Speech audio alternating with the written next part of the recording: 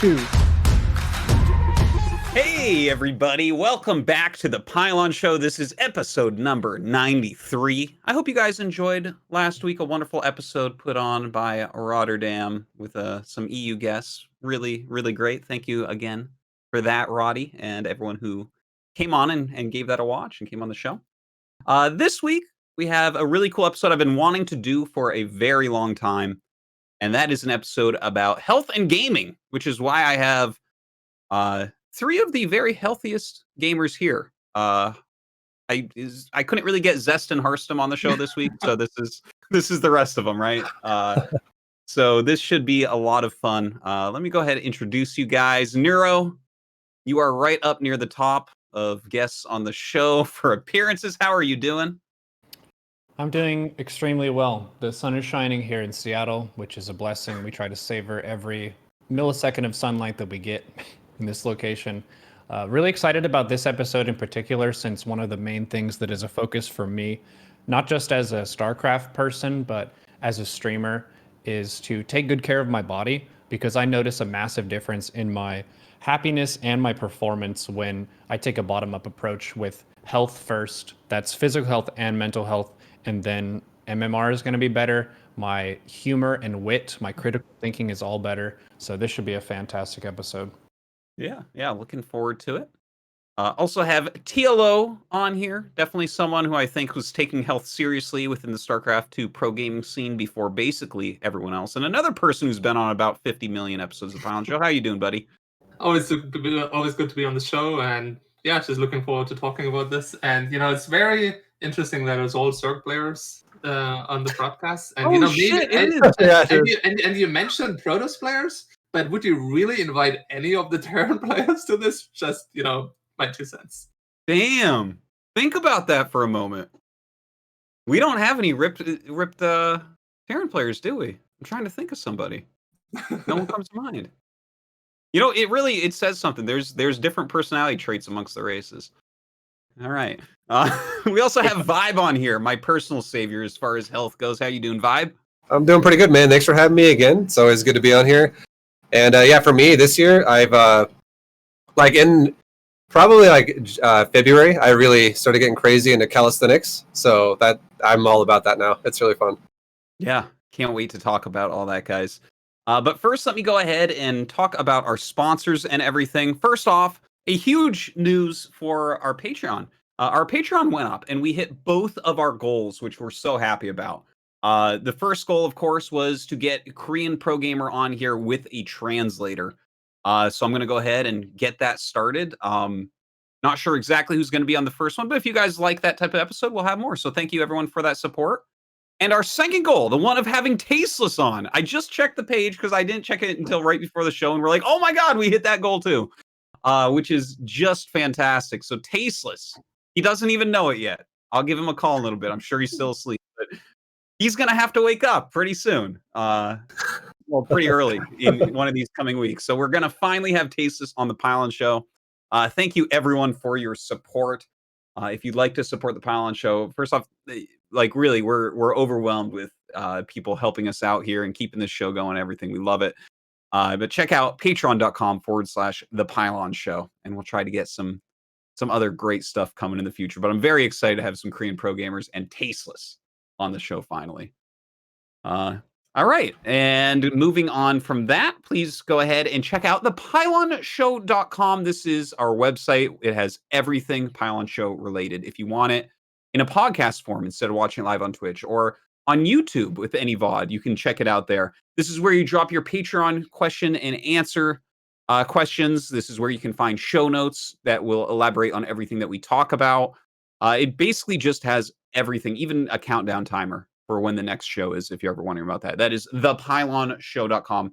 We also have a community forum. So, I mean, it's just, there's so much there. Check it out. Now, the Pylon Show, you can go to the website to find all that, or you can check out our link tree. It's linktr.ee/the Pylon Show. And this just kind of has everything that you need to see for the Pylon Show as well. It's just a very easy set of links for you to go to. And yeah, we got those for everything nowadays. Also, check out matcherino.com/the Pylon Show. And this is where you can buy some Pylon Show swag. You can do some follows and stuff to help us out, or you can just print money out of thin air. Hit that contribute button after you've signed in with your Battle.net account, because sometimes you get skins and things and portraits and whatnot on Matcherino. And type in the coupon code. It is Apple Pie this week. By simply adding in Apple Pie to the coupon code, you will create money for the Pylon Show. It's a great thing to do. Please go ahead and do it. I guess that's it for as far as the sponsor stuff goes. Let me give a quick roadmap of the show. So we'll be going through this week in StarCraft real quick, just talking about what's going on within the scene. Then this part wasn't planned, but Apollo announced a bunch about ESL or the EPT rather, the ESL Pro Tour. Going mostly online due to the coronavirus stuff that's going on, right? Obviously, we haven't been able to do any LAN events, no mass gatherings or anything. So we're going to quickly talk about that and just get some ideas from these guys, what their initial thoughts are, and maybe we'll talk more about that on a future episode as well, of course. And then we're going to get into the big subject for this, which is health and gaming. I think it's really useful. It's not just for StarCraft people; it's for anyone that's at a computer, a big portion of the day sitting at a desk, that type of thing. So I think this is going to be one of those kind of evergreen episodes that's really fantastic. You can kind of go back to. So yeah, it's going to be a good one. All right. So this week in StarCraft, let's get to it. Starting on page number 3, some of the things we're going to talk about: ESL Open Cups, ESL Open Cups AU, Team Liquid Star League 5, and GSL Season 1. All right, moving on, the ESL Open Cups, we have a big list of various cups that you can join coming up. Not that many people have registered yet. People really wait to the last second, but this is a great way to participate in StarCraft. Go play these cups. You can get yourself beaten by a pro gamer. We also have the ESL Open Cups AU. It looks like Scyther took this one down 3-0 over Miomeka. Congrats to him. The Team Liquid Star League number 5. This has been really exciting to see who qualifies for this so far. It has been just a blast, and the bracket is out. What do you guys think about this tournament so far?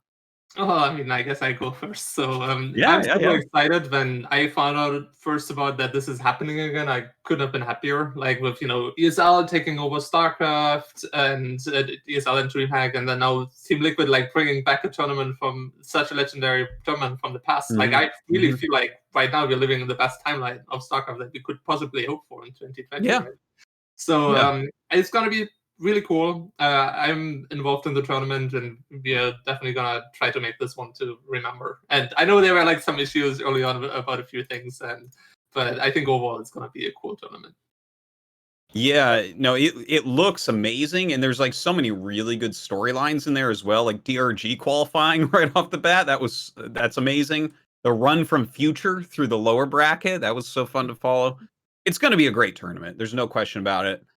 They've announced Roddy, Wardy, and Zombie Grub going to be casting with special guest Day 9. So really pulling out all the stops for this tournament.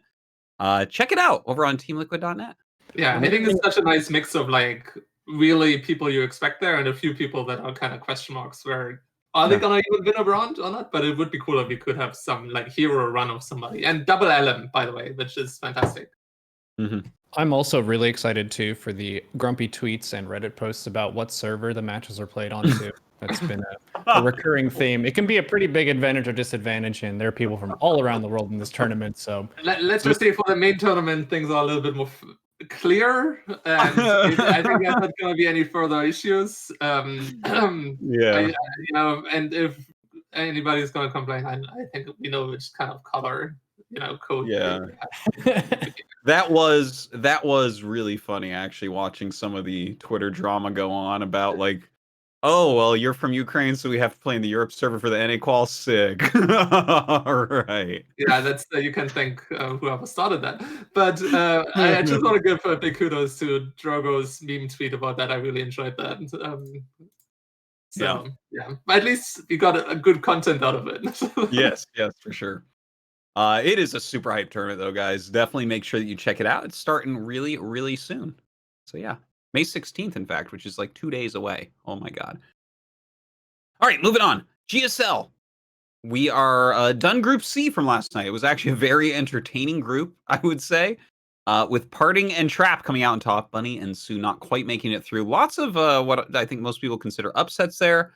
The bracket is starting to look sick. Only one Zerg player dark in the round of 8 so far. It's shaping up to be a very interesting tournament, I would say.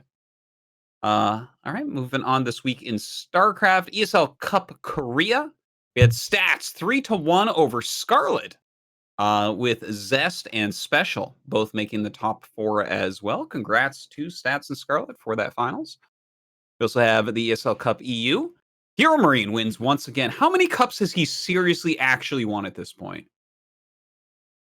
Too many. More than will fit in his cupboard. Yeah. He's has to have won 6 cups. He has to have. He's going to make it to BlizzCon off these cups that when they were announced, people are like, oh, like 10 points or whatever. Like, that's not going to make a difference. It's like, oh, it's for Hero Marine, it is. That's crazy, though. 3-1 over Showtime in the finals. Clem and Harstom into the top 4 as well. All right. ESL Cup NA. Clem wins another one. 3-0 over Drogo. We had Special and Party in the round of 4. Showtime finals. Clem and Harstom. I think we got a reverb going. I think he's won 9 as first place and 4 second place. Oh my god, it's insane. Thank you, Alessandro. That's congrats to Hero Marine in the Hero Marine Cup. All right. Moving on, Olima League. We had Zest 3-2 over DRG, who beat Stats in the previous round. Zest beat Dream in the top 4 there. DRG continues to show really sick games, and Zest staying on top of the Protoss race. Definitely check this one out, guys. Olima League is one of my personal favorite tournaments, generally cast by Maynard, and of course you can support them on Patreon to get a replay pack every week. That's just fantastic. TLO, as a pro gamer, do you watch Olima League? I watch occasionally. It's just always like timing wise, it's not so easy. Yeah, living in Canada, that's no good for you, huh? Yeah. Sometimes I watch the beauties. I download every replay pack and I watch a replay before I get started with StarCraft streams. I think that's like my breakfast, morning, and coffee entertainment. Yeah. It's actually really good. That's like a lot of dedication right there. I haven't done that in so long. That's actually really cool. I mean, I'll start doing that. Yeah, I'll just really not hard. They make a nice little replay pack. You just unzip it into your folder. It's not a problem. All right. Check out Olima League. The OSC King of the Hill Weekly. Kelliger ends the week as the final king. Of course, this was over on Creighton's stream, so check that out. Yeah, congrats to Kelliger. By the way, I think like pointing out Creighton really, I feel like he's a really good caster that's like pretty new to the scene. So I like loving that he's putting on events and like getting support. Like it's so awesome to see people still coming into StarCraft II, even as like content creator at this point too. So big shout out to him. Yeah. No, he really good. Like I brought him on GSL as people saw, and he got really great reviews for that and everything. I personally thought he was, for someone who casted professionally for the first time that time, I was like, damn, that's like the best intro cast I've ever seen, ever heard. Yeah. So he is fantastic. People should definitely check him out over on Creighton Olsen on Twitch TV. All right, the Master Swan Open, Voldicus 3-0 over the Kyojin. And yeah, you can check that out over on the Cranky Ducklings Twitch. We also have the Grand Platypus Open from the Cranky Ducklings Twitch. Mealmaker 3-1 over Gogo Joey. We had Beastork and Pez in the top 4. Congrats to Mealmaker. Battle of the Americas. Special 3-1 over Nina in that finals. Patty Mac and D Mega in the top 4. Congrats to Special for a tournament win. Sentimiento Latino. We had Eggs 3-2 over Paco Mike, with Zerglord in 3rd and Dark Unnamed in 4th place. Congrats to them once again over on Cranky Ducklings. Spicy League Season 2. Team Bear Me and Single Horny Ponies advance to the finals. Oh, that is a great team name. Oh my god. Yeah. Not you again. All right. Check out the finals, guys. Team Bear Me and Single Horny Ponies will be fighting it out. All right. Legacy Weekly Japan. We had Vice Ravana won 2-0 over Albion. If you are in Japan and playing some StarCraft II, check this tournament out. Play with your fellow countrymen. The Underdogs 2020 Season 2. It looks like in the lower bracket, Denver defeated Funk and Shadowne defeated Cripseal to advance. All right, congrats to them. And I guess we're only showing the lower bracket there, but you can check it out on O Gaming SC2. All right, Championship of Russia 2020 has its top 4: Vanya, Cougar, Braddock, and Skillis. Some very well-known names there. Braddock and Skillis making some big waves, and Vanya actually making it into TSL 5. So definitely a tournament you might want to check out. You can check it over on vk.com/resf. Vanya's been killing it. He's getting so good. It's really cool to see. I feel like there's always like a deep pool of players in Russia specifically that could become good at any time. Yeah. They're like pretty good, but it feels like sometimes they don't take it super seriously, and as soon as someone does, they're like, oh damn, this person's so strong. I've always had that feeling about there. Yeah, like Skillis is another one of those players where I feel like any moment, like he could start becoming absolutely incredible, and then sometimes he shows like crazy good games, right? Yeah. Check it out, guys. We also have the 2020 StarCraft II Gold Sub-League Weekly Spring Season Tournament. Makoro beat Jishi in the finals 4-1. Wow, I don't even know who that is. I've never heard of that. Makoro? Or Hakoro? Anyways, beating Jishi, that's a big result. Congrats to him for taking that down. You can check it out. We have some links and stuff if you want to try to dig for those Chinese VODs. They definitely do have quite a few strong players, so might be worth your time. Gold Series Team Championship 2020 Spring. We have Dragon Phoenix Gaming in the lead with 5-0. Alpha X in second with 5-1. Invictus bringing up the rear, 0-4 so far. You can check this out over on Wardy's channel. We also have Kung Fu Cup 2020. Creighton and Wardy both casting this one. Innovation 3-0 in the finals over Bunny, who's playing very well recently, by the way. Zest and Sort of hitting that top 4 as well. Check it out. We also have Wardy TV Team League Season 9. Fantastic 5 versus Team Liquid in the finals. So, yeah, check that out over on Wardy TV. We also have the Ball Guy Classic. It looks like Scarlet defeated M. Canning 3-2. This is a random tournament, right? This is the random one? Yes. So everyone played as random, and it looks like top 4 was Scarlet versus Nogret and M. Canning against Marsman. A nice close finals. You can check that out over on Creighton's channel. We also have NA versus Nippon Pearlescent Cup. All right, Calabacros.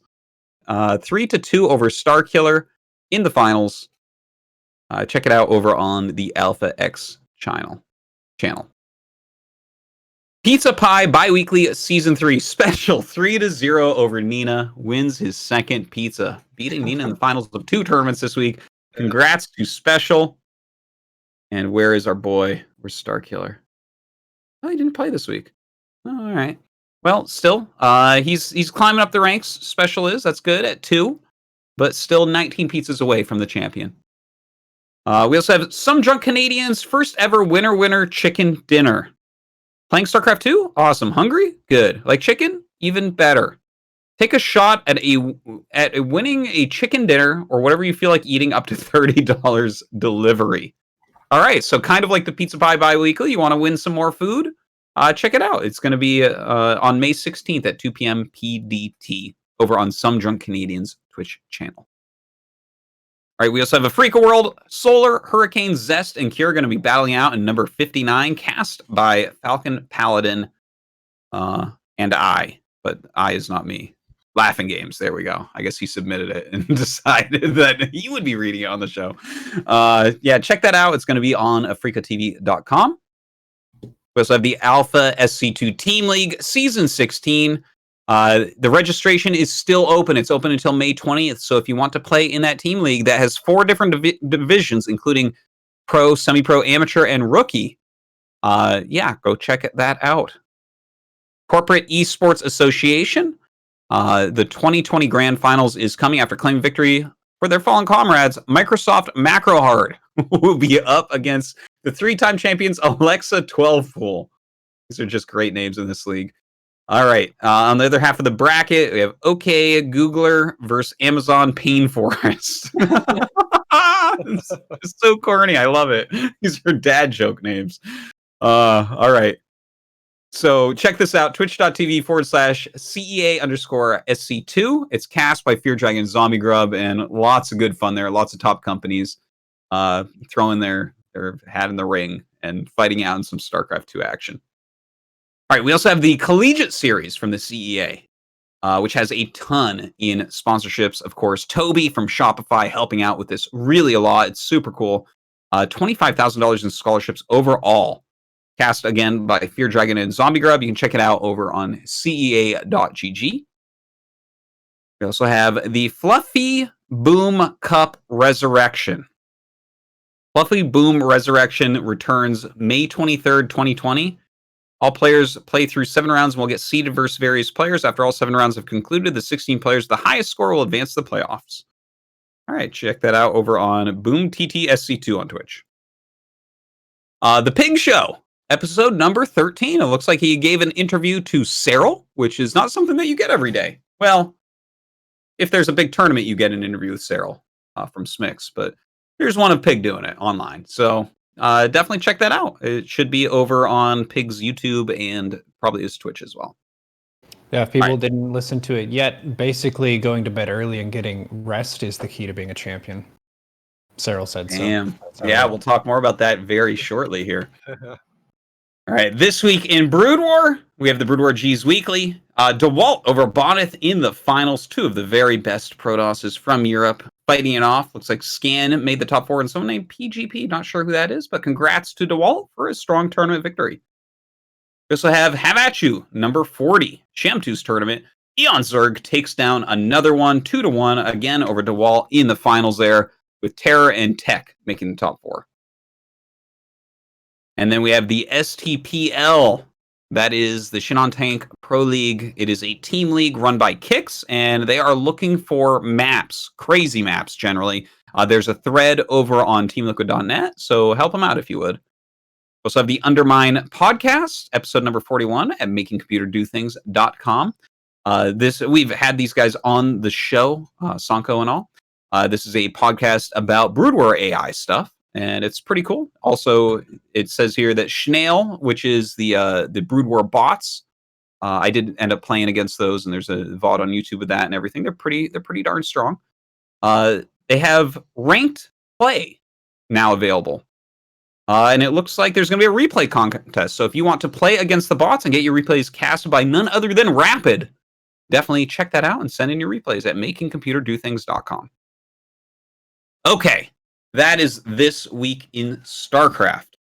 But there is one other news piece that needs its own moment to be spoken about. Let's go ahead and throw that up on screen. So obviously the coronavirus is going on and we don't have any lands because people can't really fly and switch countries and gather together. So that's an issue because we have all these tournaments that are supposed to be played in the ESL Pro Tour. So obviously behind the scenes, Apollo and his crew have been trying to figure out what to do to that. So Apollo did end up posting something over on ESLgaming.com. It says ESL Pro Tour changes to StarCraft II and Warcraft 3. Okay, so for StarCraft II Masters tournaments, all StarCraft II tournaments in 2020 will take place online as multi-regional competitions with a return to offline events expected in 2021. There will be 3 seasons of competitive play. DreamHack StarCraft II Masters Summer, DreamHack StarCraft II Masters Fall, DreamHack StarCraft II Masters Winter. Each season will consist of 6 regional divisions, and that is Europe, which will have 32 players with 8 invites and 24 qualifiers. North America with 16 players, 4 invites and 12 qualifiers. Latin America with 8 players, 2 invites, 6 qualifiers. Oceania, slash, what's that say? ROA? I'm not sure what ROA is. And that's 8 players, 2 invites with 6 qualifiers. China, 8 players with 2 invites and 6 qualifiers. And the Taiwan, Hong Kong, Macau, Japan, 8 players with 2 invites and 6 qualifiers. Each season will be played across a 5 to 6 week period, starting with qualifiers and concluding with the season's final. The format will be group play, and then the top qualify into a smaller tournament there, and obviously based on the number of players in the tournament. The season final introduces global competition. Once regional divisions conclude, And the best players from each have been crowned. Each division will take their top finishing players to compete for the title of season champion. This will include players from South Korea, bringing the world together for a weekend of global competition.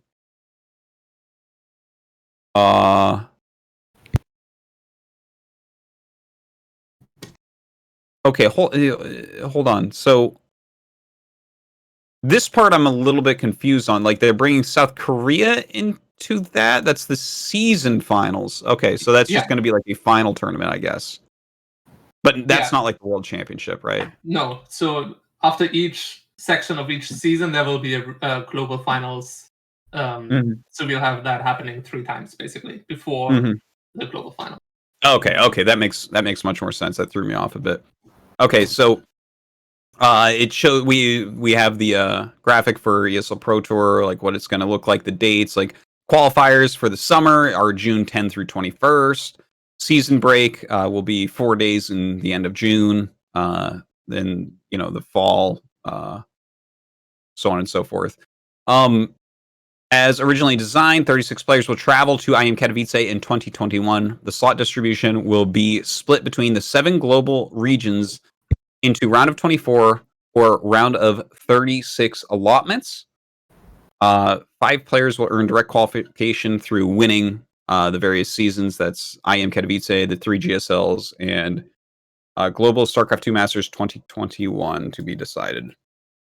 And then it kind of goes into point breakdowns and things like that. So, I mean, we're doing an episode kind of on health, but I definitely want to hear what you guys think about this announcement. I feel like it's not a giant surprise or anything, but how do you think this is being handled? To me, it's a really good reminder that you can't stop StarCraft. We will find a way. We can adapt and we can still compete, even in this crazy year. Sure. Yeah, definitely massive advantage over T-Sports. It's nice that we know what's going to happen now. I think there was a little bit of, I think everybody assumed it's going to continue, but knowing now how it looks like, I think is a big relief.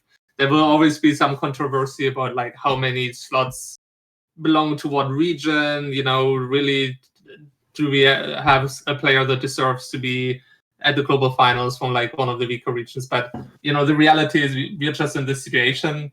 Online play obviously isn't perfect, but I think given the cards we've all been dealt with, like this is as close to a perfect system as we can get here, and I'm very happy with it. And looking at that, the prize money also stays the same. Is great. Obviously, if anything, running an online circuit is much cheaper. So, which has an interesting implication for esport long term. If a lot of companies might realize, wait a second, we might get almost as many viewers as offline events. Why do we even do offline events? And then there will be a lot of difficult factors to take in account of like what kind of extra value do offline events have that really can't be put on paper. Can we just keep doing online events without losing viewership in the long term? It'll be a lot of interesting lessons will be learned from this situation. Yeah, I think it's just good that there's like transparency now, just to cap it all off. Like it's just knowing if you're gonna be partaking in this at all, like knowing what everything is, knowing how many spots you're gonna have access to, prize payouts, like it all just makes it feel like you know what's going on, and you're not actually questioning like, well, do I really want to do this, or I mean, most people who are that motivated are going to do it either way. But yeah, just transparency so everybody knows, I guess, makes it just kind of nice. Yeah, and with the pandemic situation, pretty much everyone has a bunch of new unknowns this year, and for us to have an answer for this question, I think it's just one less thing to worry about, which is good. Yeah. Actually, TLO is a pro gamer that was obviously going to play in all the events this year. What does this actually do to your motivation compared to before? Well, if I am 100% honest, I actually really like it because I can just stay at home with my family. And sometimes it was like way too much trouble. So from my perspective, this is not a negative. I miss seeing my friends and stuff, and offline events are cool, but online play for me is fine too. Like I love playing StarCraft no matter from where, and doing it from the comfort of my home is not that bad of a deal, to be honest. Yeah, sure. Okay. It's not the answer that I was like expecting. I definitely kind of agree. Having a family myself, it's like the travel can be too much at times, but at the same time, I'm like, like you said, there's like these things that you can't write down about live events that make them different. Where it's like that's why I'm still in StarCraft is LAN events. Like if it was ordained 20 years ago that StarCraft would only be online events, I don't know if I would still be playing at this point, because I think LANs are really that's the test, right? Yeah, that's where the magic happens. But taking a 1 year break of having to travel, like I think for a lot of people that have been doing it for 10 years, like a lot is not the worst thing in the world for us. Certainly, I agree with that. All right, any other thoughts before we move on to our main topic, guys, on the EPT news? We'll probably talk about this a little bit more in depth for everyone as well that's wondering, like, we're not giving this its proper due, but kind of came out of nowhere. Any other thoughts? Good. All right. Cool. The show must go on. Yes, indeed. But yeah, it's nice. Good work from ESL, because it feels actually. The one last thought for me is it feels more like last year's setup in a lot of ways, like with the distribution of the different areas, which they kind of did away with that a little bit this year, right? They like toned it differently and tuned it into a different kind of direction. And they like gave Europe more spots and stuff, which I think is good. But yeah. Anyways. Yeah, it's funny how they were kind of involuntarily forced to like basically revert the changes they did for this year. But it is what it is. Yeah. Oh, and one last thing, I don't know if you saw yet, but Mark Alberts was actually giving input to the system. Comic made a tweet about it, that basically Mark came out of nowhere and messaged him and told him, hey, I know I don't really work on this anymore, but can I help? So I think that's really cool. That gives me chills and makes me very happy. Mark Alberts, one of the most important people in StarCraft's history, no doubt about that. Bunch of bimbos fucking at Blizzard, man. Firing him back then, that was so stupid. But thank you to Mark Alberts for helping out, and I'm sure that he had some good input there. All right, so let's move on to our main topic that this show is about. This is something that I've really wanted to do on the Pylon show for quite some time. And I think you three are like the perfect people to have on to talk about health and gaming. Let me just kind of give my impressions of you three specifically, because like I read a lot about stuff like this, but then I don't implement things that I read very well. Like I read a lot, and then I'm just like, I don't know, I'm just gonna grind the ladder and hunch over while I do it. Right. So I have all these ideas about the way things should be done, and then I have a hard time doing them. But TLO, like right from the beginning, like I mean, I've talked to you at like every event for 10 years about your training regimens and the way that you try to eat, the way that you try to take care of yourself, and I feel like you've been a clearer thinker ahead of the pack of pro gamers for a very, very long time in this regard. And then, of course, Neuro, you just kind of like exude health. You're always wearing a tank top, and not in the winter, but yes. Yeah, but a very healthy guy. I'm going to meet and hang out with you many times, and we've also talked about that quite a bit. And then.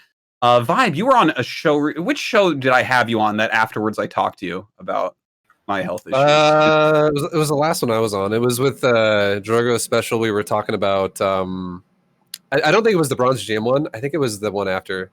I'm actually trying to remember what the topic was, but yeah, I can't for the life of me remember what it was.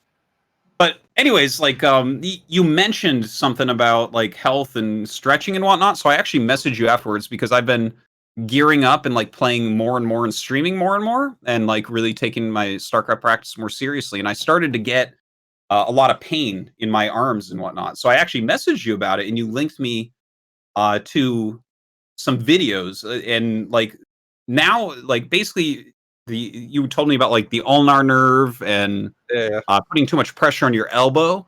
And I basically took exactly what you said and implemented it. I watch every day the same stretching video and do all the stretches. Then I do some push-ups, and I just focus on having better posture while I play, and all my pain is gone. Yeah, that's so you basically saved my life. It's crazy because if I can't play StarCraft, I'm not really alive. So awesome, thank you for that. So you guys are the perfect people to talk about this health. I'm not sure where we should start, but I have a starting point, if I may. Sure. I wanted to give some context for the human organism as an animal that has evolved by natural selection, because usually we're thinking about health with the context of being a 21st century person, where we have social media, we have computers, we're playing games, we're sitting a whole bunch.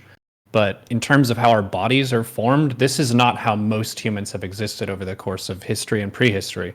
We've been the same biologically for about 200,000 years or so.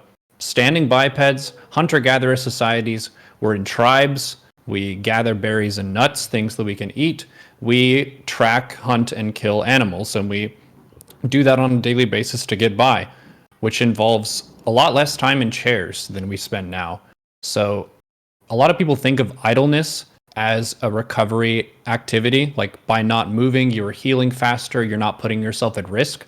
But to a point, sitting too much and being too idle ends up having a whole bunch of health risks to it.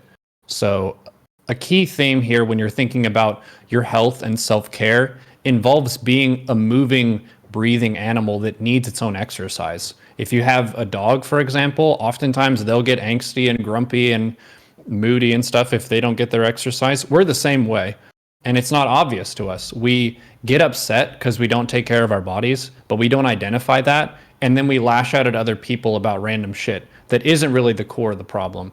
So I try to take a bottom-up approach when it comes to health and fitness, where you knock out your basics first, just as a human being alive in the earth, and then you can focus on the advanced intellectual stuff, the strategy, the decision-making, all that kind of stuff. And the connection to this is the mind-body problem. A lot of people think about their brain as a separate organ to their body. Like you can address your brain, you can address your body. They're fully linked to each other. So you should think about it all as one thing. The brain takes up about 20% of your daily calorie resource. It's super strong and it's super expensive to run. And if your body is not doing well, your brain is going to be suffering as well. So that's a very, very major thing to keep in mind. And we'll talk about a lot more specifics as we go. But I think of StarCraft players very much as full-on physical athletes. We're not lifting tons of weight as part of the competition, but the speed and the accuracy and the dexterity of the pro gamers is absurd. Like, these are athletes in a very real sense. I'm always very careful when, like, declaring StarCraft players as athletes. I think there's a lot of athletic aspects to it, but I don't even need that to be the name for it to know that, you know, physical health is vital in performance, because we look at chess players nowadays as well, and they take that seriously as well, and they see how many calories people burn in tournaments, and it's actually absurd. You know, people like sometimes need like 4,000 calories a day playing chess at a tournament compared to, you know, what you're told about, like roughly the 2,000, and they're just sitting and playing chess. So it's not even just the movement that is really exhausting and physical. It's, you know, you just burn a lot of energy doing like very focused work. And, you know, the problem with stuff like that is there's very few studies on like specifics, but I wouldn't be surprised if, like, even if you just sit down and study, you also burn more calories and stuff like that. But, you know, physical fitness and mental fitness is definitely totally connected. Yeah, that point goes into active leisure time versus passive leisure time. Watching a TV show doesn't require any interaction on your part, whereas StarCraft and chess both require a lot of decision making and tough calls that you have to make under pressure. So yeah, it's going to be a lot more taxing. Yeah, that's... Oh, go ahead, Bud. Okay, I was gonna say, I feel like I'm someone who's been on both sides of the spectrum, because when I started, I was definitely way more lax about personal health. And one of the things that people even told me before I even really thought about it myself was, I was told I was very inconsistent. And I think that if your personal health is there, and you're like your physical health, mental health, everything, the more you actually take care of that, the more you actually can be consistently good until like you can actually perform at like the peak of your ability. Because I would actually have moments where I would go to, like, let's say a tournament, and I would not sleep at all the night before. And I would be like, what am I going to have to eat for dinner before the next day of competing? I would eat like the heaviest meal, and it would be super unhealthy. And I wouldn't be able to sleep, and I would just feel like terrible the next day. And it would be the hardest day to like actually perform as well as I could, because I'm just not really, you know, taking care of myself as well as I should be. And then sometimes when, you know, it's not even just like a plan, it's just I didn't end up doing something as unhealthy back then. And suddenly I'm doing way better. I'm like, okay, well, and I just was like young, and I'm like, I feel like indulging in what I want to indulge in. And you don't really think about it that hard. You're like, I can do what I want and I'll be fine. Well, you actually, as you get older, your body starts to like tell you like that's not how it is anymore, and you really have to like respect that more. Yeah. I mean, I've definitely started respecting it now. And I think what Vibe is saying is a really good point about, I am personally not somebody that exercise comes easy to a healthy lifestyle. Like, if I could completely avoid it, I'd love to. But I have to come in terms with the fact that it makes me happier, makes me feel better. And you can start so small. Sometimes it seems really daunting to start becoming physical and to exercise and to fix your problems. But even like as you said, Dan, like even just doing a couple push-ups, a day makes a huge difference compared to doing absolutely nothing. So you can start super small, to like 5 minutes to 10 minutes a day, and compare that to doing absolutely nothing is like such a massive payoff that it's almost insane not to do it. And I still don't do it every day because it's it doesn't come easy sometimes. But you don't have to like instantly turn into Neuro. You can that's maybe the goal eventually, but you can definitely start off small, and everybody should just try their best. Yeah, sustainability is key, and a small step is better than no step. A mistake that a lot of people make is they'll realize, hey, my health is not very good. Let me look at this huge training plan that has a whole diet set up for it, a whole exercise program set for it, sleep patterns, like everything is all mapped out and lined up. That is a monumental thing to take onto yourself all at once. And many people will try it and they'll say, I can't do this. And then they fail the whole thing. And then they don't advance and they go back to what they were doing before. So finding one thing to focus on first. Basically, I think of it kind of like leak finding in your StarCraft replays, where you look at the most major thing that is holding you back right now. And to start, I think the one that holds back the greatest number of people would probably be sleep, the amount of time they sleep. There are so many what we would consider to be good reasons to cut sleep in current year. So many obligations, things happening. So you'll go with maybe instead of 8, I'll go with 7 and I'll get a little bit more stuff done, or I'll go with 6. But if that becomes your everyday, that ends up being a pretty heavy cost on you. So how much do you guys sleep? And inconsistency in sleep as well, because most people are bound to this weekday, weekend kind of routine. And I think a lot of people have different sleep routines based on the fact if they're working or studying, or if they have leisure time. And really, that's a gigantic trap to fall into, because we do work best by just building a routine and going to bed roughly around the same time, wake up roughly around the same time. And it's so easy to just completely wreck that every single weekend. And that's just not, it's just very clearly detrimental to the quality of your sleep, and suddenly makes it much harder to fall asleep. Again, during the week when you need to go back too earlier to be able to function in the morning when you need to get up. Yeah, the sleep thing is definitely, it feels like the most important thing. I heard someone say once, like, sleep is the greatest performance enhancing drug in the world. And I gotta like really agree with that. I feel like I can tell the difference. I could tell you how much I have slept by exactly how I feel when I wake up. Like I'll know what time it is, because if I feel like shit, I know what time I went to bed. I'm like, yep, this was 6 hours of sleep, because I feel like garbage right now. I'm so tired and groggy. Whereas, on those days where you get 8 hours, it's like a different world. And I've seen my quality of play and my mood, especially when I'm streaming, like the days where I'm like chipper and like winning games, I got 8 hours of sleep and I am just feeling amazing. And it's like, it feels like the most important thing people can do. I don't know if you guys agree with that, but I showed you that doc I did for a while, right, Dan? Where I was just like writing down amount of sleep, diet, and all those factors. And unfortunately, I haven't fully kept up with that. Shame on me. But I had about 2 months of data. And then when I looked at win rates versus other factors, I looked at pain levels, I looked at diet, I looked at the amount of exercise in those 2 months, which is yet not super scientific yet, but a good amount of data. The main predictor of my win rate that day was sleep quality.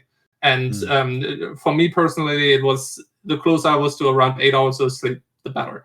It correlated basically with my sleep quality.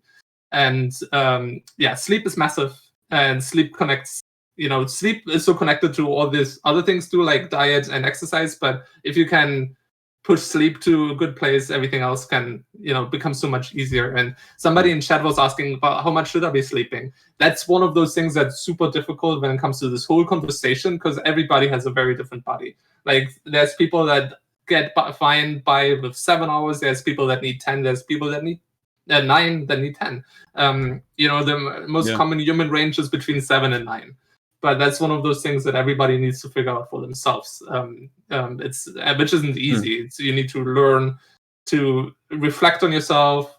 It's very helpful to start writing diaries about that. It just takes 5 minutes each day to write down honestly, how do you feel? How long did you sleep? And then maybe you can start to the bottom of that, right? I feel like to expand on that too. I agree with all of that, but I think it's also like the other benefits too of like just staying healthy with like somewhat of a diet that's not terrible, and also maintaining some physical activity. You get better quality of sleep because I feel like you actually like, as long as you don't do terrible things, especially with the diet, like right before you go to bed, you just have a much more like sound sleep. Your body just feels like it's more rested when it actually does wake up. So I don't know, like the benefits of working out and eating healthy, it definitely like not only makes you feel better during the day, but it also makes you feel just better. Like I feel like it increases the quality of your sleep as well. Yeah, for me personally, I think core strength actually made a lot of difference when it comes to sleeping, because honestly, like our body's always working, right? And if you have really underdeveloped core muscles, it's actually your body has more of a difficult time even just lying down. But if you're like feeling really solid and strong all around, like you'll also be even more comfortable just sleeping on a bed, and you'll probably have an easier time to fall asleep, and it's going to be more rare that you hurt your neck while sleeping, or that you like pinch your shoulder or something like that, right? It is, yeah. It's also worth noting the cues that tell your body to be awake. So bright light, specifically phones and monitor screens, one of the main recommendations for getting to sleep is to not be looking at screens right before bed. There are so many dank memes to browse. It's more than we could possibly browse. But if you're looking at your phone in your bed, you're not quite moving towards sleep yet. It's once you set that aside and like let things darken down so you can get quiet and sleep. That's really good. One that I started recently before my Try Hard streams on Tuesday is I'll put my phone in a different room.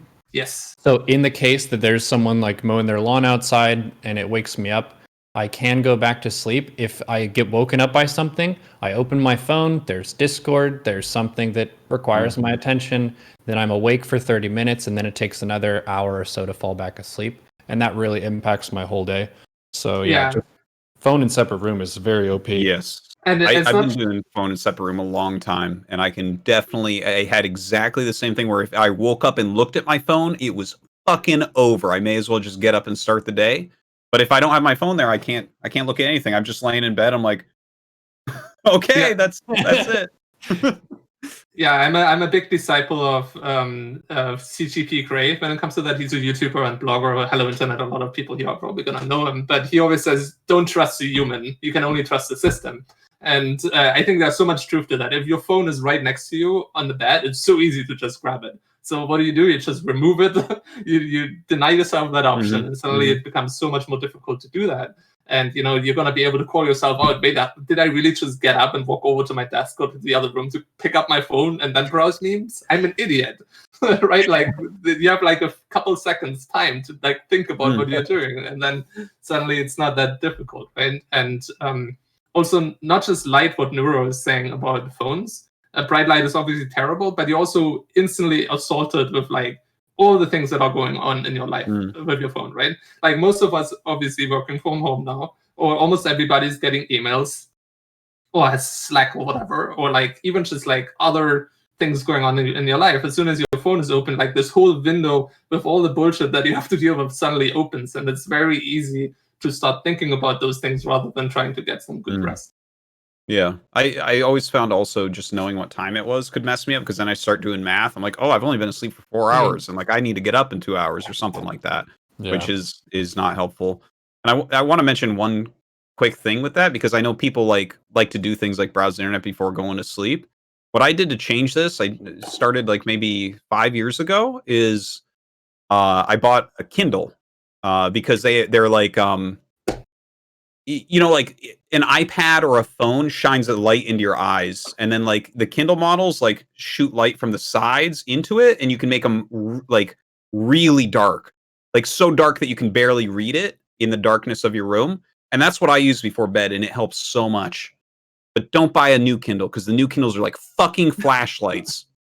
You can like light up you can signal aliens in another dimension with a new Kindle. My wife got me one for Christmas, and it's so fucking bright I can't use it at night. Yeah, It's whenever so the I use my helicopter, really old one.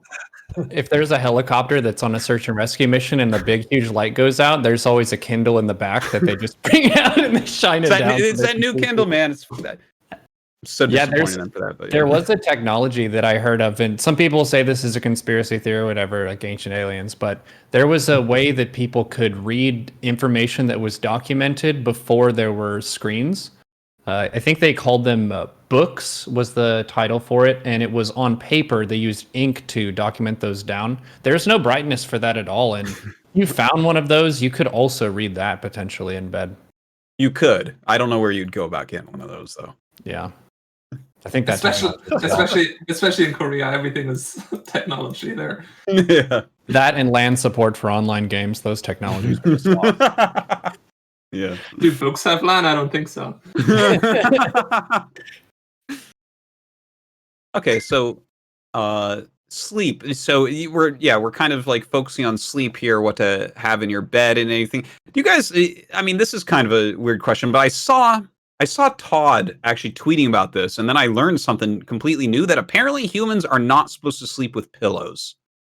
Because if you sleep with a pillow, you turn and roll. And I mean, I always sleep on my side with like a pillow, and a lot of times my arm under my head or something like that. Like I sleep with one very flat pillow, but is this true? Should I be sleeping without a pillow? I think very careful statement there. First of all, once again, everybody's different, and like I've read about this no pillow stuff, and from what I could was reading is a lot of people could really damage themselves by not sleeping with a pillow at all. No way. Because it depends if you're sleeping on your back, on your belly, on the sides. Those are all really big factors. And I think if you're sleeping on your side, 100% you should be using a pillow, as far as I understand. Because like, imagine sleeping on your side without a pillow. Like your neck. Oh no, yeah, that's you wake up with a sore neck. Yeah, that's a terrible idea. So careful. But apparently, if you sleep, what I read when I was reading this was that like if you sleep without a pillow, you won't roll. Like you'll just lay on your back all night. I don't even know if that would be good for you. I have no idea. I think for spine health, it's good to be on your side. I would caution people too. One thing that happens is fads of health stuff. Yeah. So an egg is the example where like there's a decade where like eggs are bad for you. Don't eat eggs. And then the next decade they're like eggs are great. They have lots of protein and fats. So you should have lots of eggs. And some of this ebbs back and forth. So a really key thing too is to try out what works for you. Yes. Yeah. And try out lots of different things and like think about it with a good amount of balance. Like even if let's say pillows would not be ideal, it's pretty clear that pillows are not so bad for humanity that all of us have like issues because we're sleeping with pillows, right? Like I would assume that at this point, like somebody would have figured that out. So I think, sleeping with pillows, I think is probably fine. And I wouldn't, I wouldn't over focus on that. I tried it. I didn't like it. Did the stream go down, Matt? No, just adjusting a camera thing real quick. We're fine. They can still hear us. Okay, sorry. I saw something pop up on the screen. Anyway, the sorry. Pylon, so the chat is concerned. Yeah. Well, as long as they still hear us, I guess we're good. But yeah, no, I tried one night sleeping without the pillow, and I was like, I like got a little bit of heartburn, and I was like not as comfortable, and like I fall asleep so quick if I'm on my side. Like I curl up like a baby or something. I'm just like out. Yeah. So honestly, I kind of need like two pillows, because I feel like whenever I sleep, if my head is level or if my head is like under my shoulder, I can't breathe as easy. But if my head is elevated a little bit more than my chest, it's so easy to breathe, and it makes just like it makes falling asleep 10 times easier. Anyway, I'm just gonna bring up something I'm convinced about, and my wife always tells everybody I'm crazy, but to me, I think it really helps me and it's really important to me. I switch sides on the bed, and she hates it, but like every couple of weeks, I prefer. Okay, now I want to sleep on the right side of the bed. I want to sleep on the left side of the bed because I'm always sleeping on. Like I orient myself differently. So sometimes I'm sleeping on my left shoulder and sometimes I'm sleeping on my right shoulder.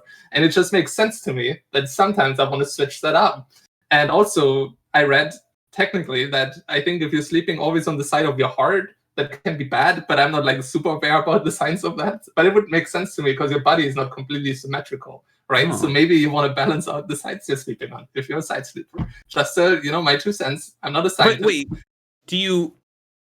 are you saying you switch, like you sleep on the left side of your bed and the right side of your bed? Or are you saying you switch, like, because I definitely sleep on my right side and my left side. Like I'll roll over whichever way feels good, and I roll during the night. So Right. But for me, somehow it's very connected to when I'm sleeping on one side of the bed, I'm sleeping on the shoulder, and when I'm sleeping on the other side of the bed, I'm sleeping on the shoulder. And I also just feel like, I don't know, it makes me feel better. If you haven't tried it out. Trust me, it's gonna change your life and maybe possibly endanger your marriage or relationship. But give it a try. Yeah, Mater, and giving a shout out to ViBE's wife, TLO's wife, for putting up with that. That is really weird. I would agree that that's pretty crazy. You can just roll over, dude. What is the point of being near the edge? It's important to me, okay? It makes him happy. I mean, if it's like a fire safety thing, or if there's like a fire, I need to be able to shoot out from the bed when I'm facing the edge. Yeah, exactly. This is just another argument. Everybody's body and needs are different, and they should just listen to themselves, right? And make no compromises. All right. Very cool. Okay, so the pillow thing. Have you guys tried anything else to help you sleep well? One thing that I tried is weighted blankets, because they're supposed to like reduce anxiety and make you like sleep better or something like that. I don't know if you guys have heard about this or whatever, but I don't know. I don't have anything related to weight, but temperature is one for me. Same. Yeah. Having cooler is better. Yeah, what's big for me is dust. I'm allergic to dust, but almost everybody isn't great with dust. So like vacuum your bedroom way more often than you think. Vacuum under your bed. I sleep much better if I open the windows a little bit before sleeping. Most of the time we have way too much CO2 in our apartments. That can be bad. White noise works really well for me, especially if I know, like, if you live in like a little bit of a noisy neighborhood, it might be a good idea to invest in, like, get an app or something like that. Just have it on your phone. That's ideally not too close to you, and just put something on there that might drown out or like distracting noises, and you just get used to a sound that you always listen to while sleeping. That can help you build like a routine when it comes to that. That is actually exactly what I do. I don't use my phone though. I use a Google Pineapple. It's like a little Google Home like device, and I don't know how expensive they are. I imagine they're probably like anywhere between like $80 to $100. But I always play like Sounds of the Beach, and it just has like waves constantly going back and forth, and it's so much easier to fall asleep to that every night. Yeah. I don't do white noise. I'm fine with silence. My kids actually, we use white noise with the kids, and it really helps them to sleep. I like sometimes there's white noise on in my bedroom, but I don't really feel like I need it. I conk right out as soon as I roll over. There was a question in the chat that was kind of a joke, but actually it was pretty good. Is having a dog good for your health? And this involves emotional support. I would say that having a good emotional support network is actually pretty important for both sleep and your performance throughout the day. Because we all have baggage and we all have challenges and trials and things that weigh on us. And having people who we can confide in and open up and process those a little bit has a wide range of benefits across the board. And in many cases, it's not appropriate to like talk about your really deep personal problems while you're live on stream. That's for a private conversation. So having those, or even having a nice dog or a cat or some loyal companion who can just be there for you, can be a really big plus. I think a dog is huge as well, because people just are forced to walk every day, right? I think that's probably a huge factor why people with dogs are healthy overall.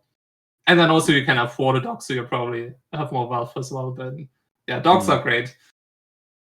But don't buy a dog just for health reasons. That's a terrible reason to do that. Yeah.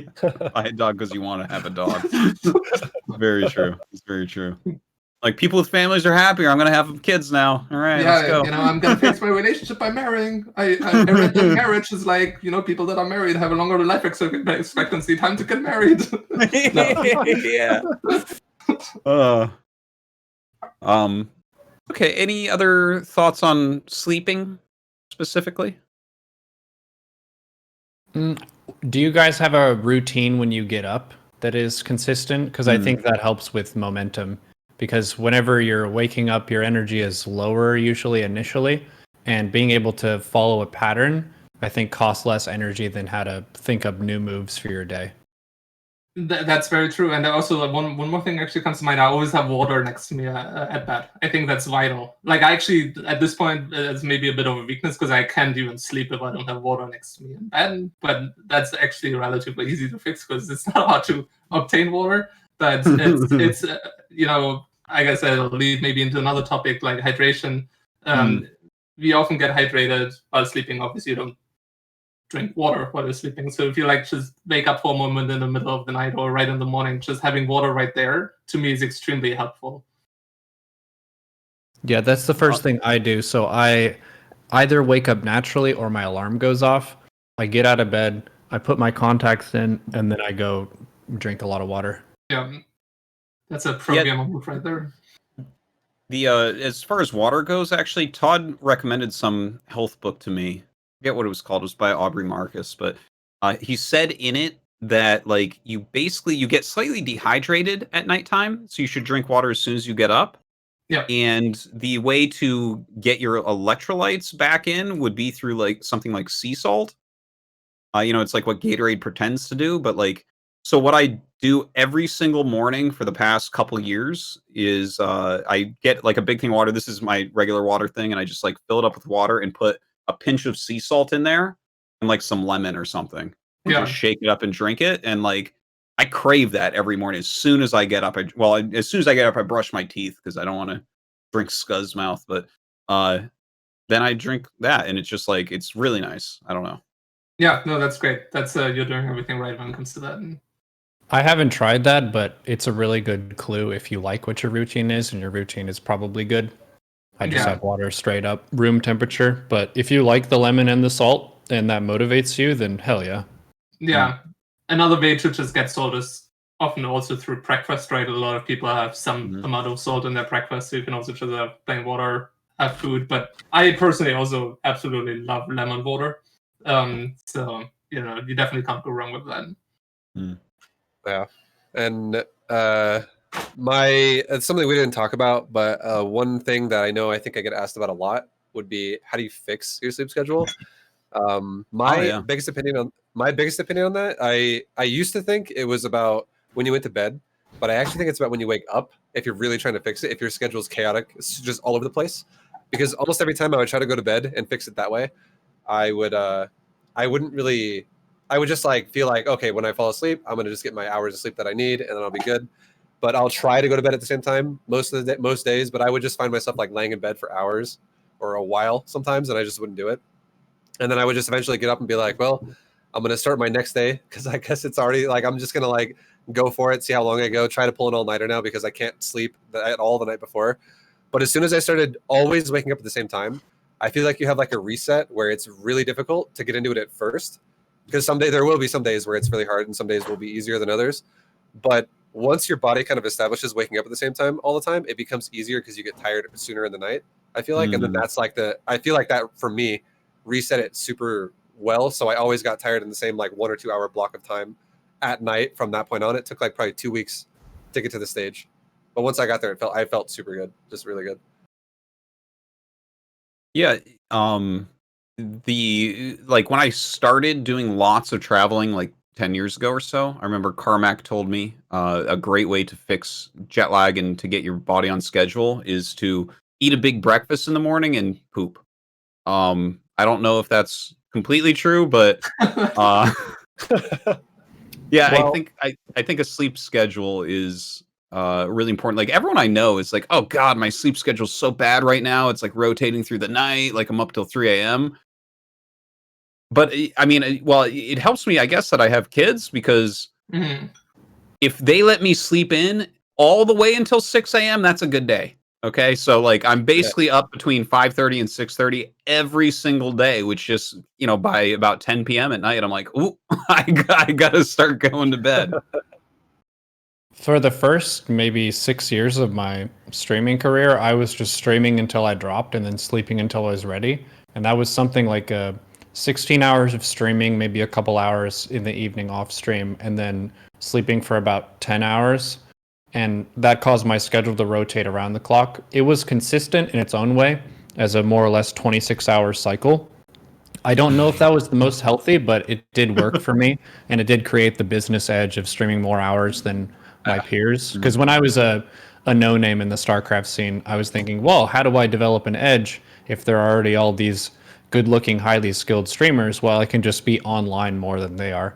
And that was one way to achieve that. But this year, I have an actual schedule. So I'm waking up more or less at like 1 or 2 p.m. and then going to bed at 5 a.m. Yeah. Okay. Your schedule was exactly what I was on, but I wasn't streaming the whole time. I'd be like actually just playing other games off stream or something. But I was on the like rotating around the clock. Like I woke up today, and sometimes you actually wonder if the sun's going down or if it's coming up because it's a little bright outside. It's like just a little bit of light coming in through the window, and you're like, I actually don't know if it's AM or PM right now. That sounds. I definitely had periods of that earlier in life. Like I tried one of those polyphasic sleep schedules back in like 2004 when I was preparing for StarCraft terms. I'm like, okay, how do you get the most hours out of a day? And so I had some really weird like 3-hour naps in a 30-hour period type thing going on for a bit, but I never felt good. Like I just went back to something more normal with that. I never felt like really on top of it. Yeah, I don't fully believe like all this stuff where some people claim people used to sleep twice a day in like prehistoric times. It's one of those theories I'm not really like. It seems weird. It seems like weird that there's not a single culture that just like stuck with that. I mean, if you think about the siesta culture of Spain and Mexico, there is like standard nap time. Right, but that's very different. It's just because it's so unbearably hot during noon that it just works out that way, and people are just up later during the night just because of temperature. But I don't think it's just like intrinsically just like the way humans are. And usually it's just like an hour nap. A lot of people during siesta are also not necessarily sleeping; they're just resting at home, like all the shutters down in their windows, so it doesn't become hot in their homes because. In Spain, for example, a lot of people don't have AC, but it's 40 Celsius outside, right? But yeah, I think splitting your sleep for most people is probably not going to work well. So we were talking a little bit about like your morning schedule. Do you guys have any like rules that you have around what types of foods maybe you eat for breakfast? Maybe you skip breakfast. I don't know, like. How do you prep that early portion of the day? For me, I never ever eat a heavy breakfast. If I do eat breakfast, it's always like vegetables or fruit, or like then drink water. Like it's always light because what I usually do is I usually work out as well in the morning, but like before I actually get my day fully going. So I feel like if there's ever a day where like let's just say hypothetically, I kind of like splurge the night before and I have a lot of leftovers and there's something really heavy that I could eat, and then maybe I have a craving, and I think I could eat that right now. If I do actually give into that, and I do that, my whole day feels more sluggish, and I just feel like everything I do feels like it's harder to do it because it makes me feel lazier. I don't know. Everything just feels harder. So if I kind of like keep it really healthy, really light for at least the first like 6 hours of my day, the rest of the day just feels easy. Like I actually have more energy. Oatmeal Is amazing. Every fucking day, dude. Sometimes with blueberries, sometimes with banana, sometimes with strawberries or raspberries, keep yourself guessing, but you get that nice solid carb base. It's got a good amount of energy in it for you. And because it's bonded to a lot of fiber, it takes your body a while to digest it, which means you get the sugar and the energy slowly over the course of the morning and the afternoon rather than all at once like you would with a sugary drink. It's also good for your digestion, your pooping and stuff like that. Just good fiber. And it's simple and easy too, which I think is a really key thing. You just add the fruit and stuff for flavor and taste so it's enjoyable. But you have something that doesn't take way too much effort. I would doubt people want to Top Chef their breakfast every morning. Yeah, everything Neuro said there. Like oatmeal is one of the best things, but in general, one of the best things, it seems like things that you digest slowly over time, right? And in a lot of Western cultures, people eat a lot of white bread in the morning, right? Like that's the standard for a lot of people, like toast or something or whatever. And that's one of the worst things you can just consume as a breakfast in the morning, because it's just instant sugar basically. And by the time you're actually doing something a couple of hours later, you're already craving food again, and your focus is gonna drop, right? Like you want to have this base of like, you always want to have a meal that gives you energy for a long time, and then over time you top up again with like some like medium food, like a pasta, for example, like a normal like wheat pasta or whatever. Later on, to like top yourself up again. And it's always good to have some fats. Actually, I was always really happy in Korea with breakfast, because they don't eat breakfast food in Korea. It's like totally fine to eat like a rice dish in the morning with like some kimchi or whatever, right? It makes a lot more sense than like an American style breakfast, for example. Yeah, wheat. What do you guys think about eggs? Because that's generally what I have for breakfast. Eggs are okay, I think. Yeah, I like eggs quite a bit. I like eggs too. They're filling. I mean, they might have some downsides. I think it's pretty high cholesterol, so you don't want to like mass eggs and other stuff that's high cholesterol. But things in moderation, I think eggs are quite a solid option for you. Yeah, this might sound like a terrible answer, especially if we're talking about like a health cast here. Like we're all like trying to be like the beacon of like what you should do. But I don't know. I feel like you don't have to go off the deep end and become like ultra healthy. Just as long as, if you do eat unhealthy, just as long as you do it in moderation, I feel like that's key right there. Like you can still eat unhealthy, just don't over binge it and go crazy with it, because that's how you're gonna just feel awful and just gain the weight and everything. Yeah, I think adding to that, one of the easiest ways to eat healthy and have a good diet is by literally just preparing all your meals. And that doesn't mean you need to spend like an hour a day cooking. It's really difficult to eat nearly as unhealthy when you make your own food as if you would buy prepared food or order food. It's you're like 90% there already if you just do that. That's really true. Like if I actually make myself take the 10 minutes, I will make the healthiest fucking lunch in the whole world. I'll put it together. But you have to force yourself to do that 10 minutes of chopping everything up and putting it together in a bowl. There was a good point in the chat about while you're eating, you're just eating and you're not also multitasking. I think there have been studies on appetite and how you feel more satisfied if you experience the meal rather than the meal was something that you scarfed down while you were doing something else. So taking more time to eat and enjoying your food has some pretty good benefits. And chewing properly as well. If you're like on your phone while eating, I've definitely noticed that sometimes you like literally just put food in your mouth and swallow it like way too early, right?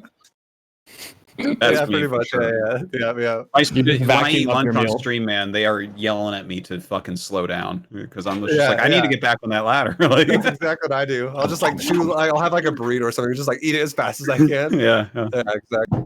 I have a lot to work on.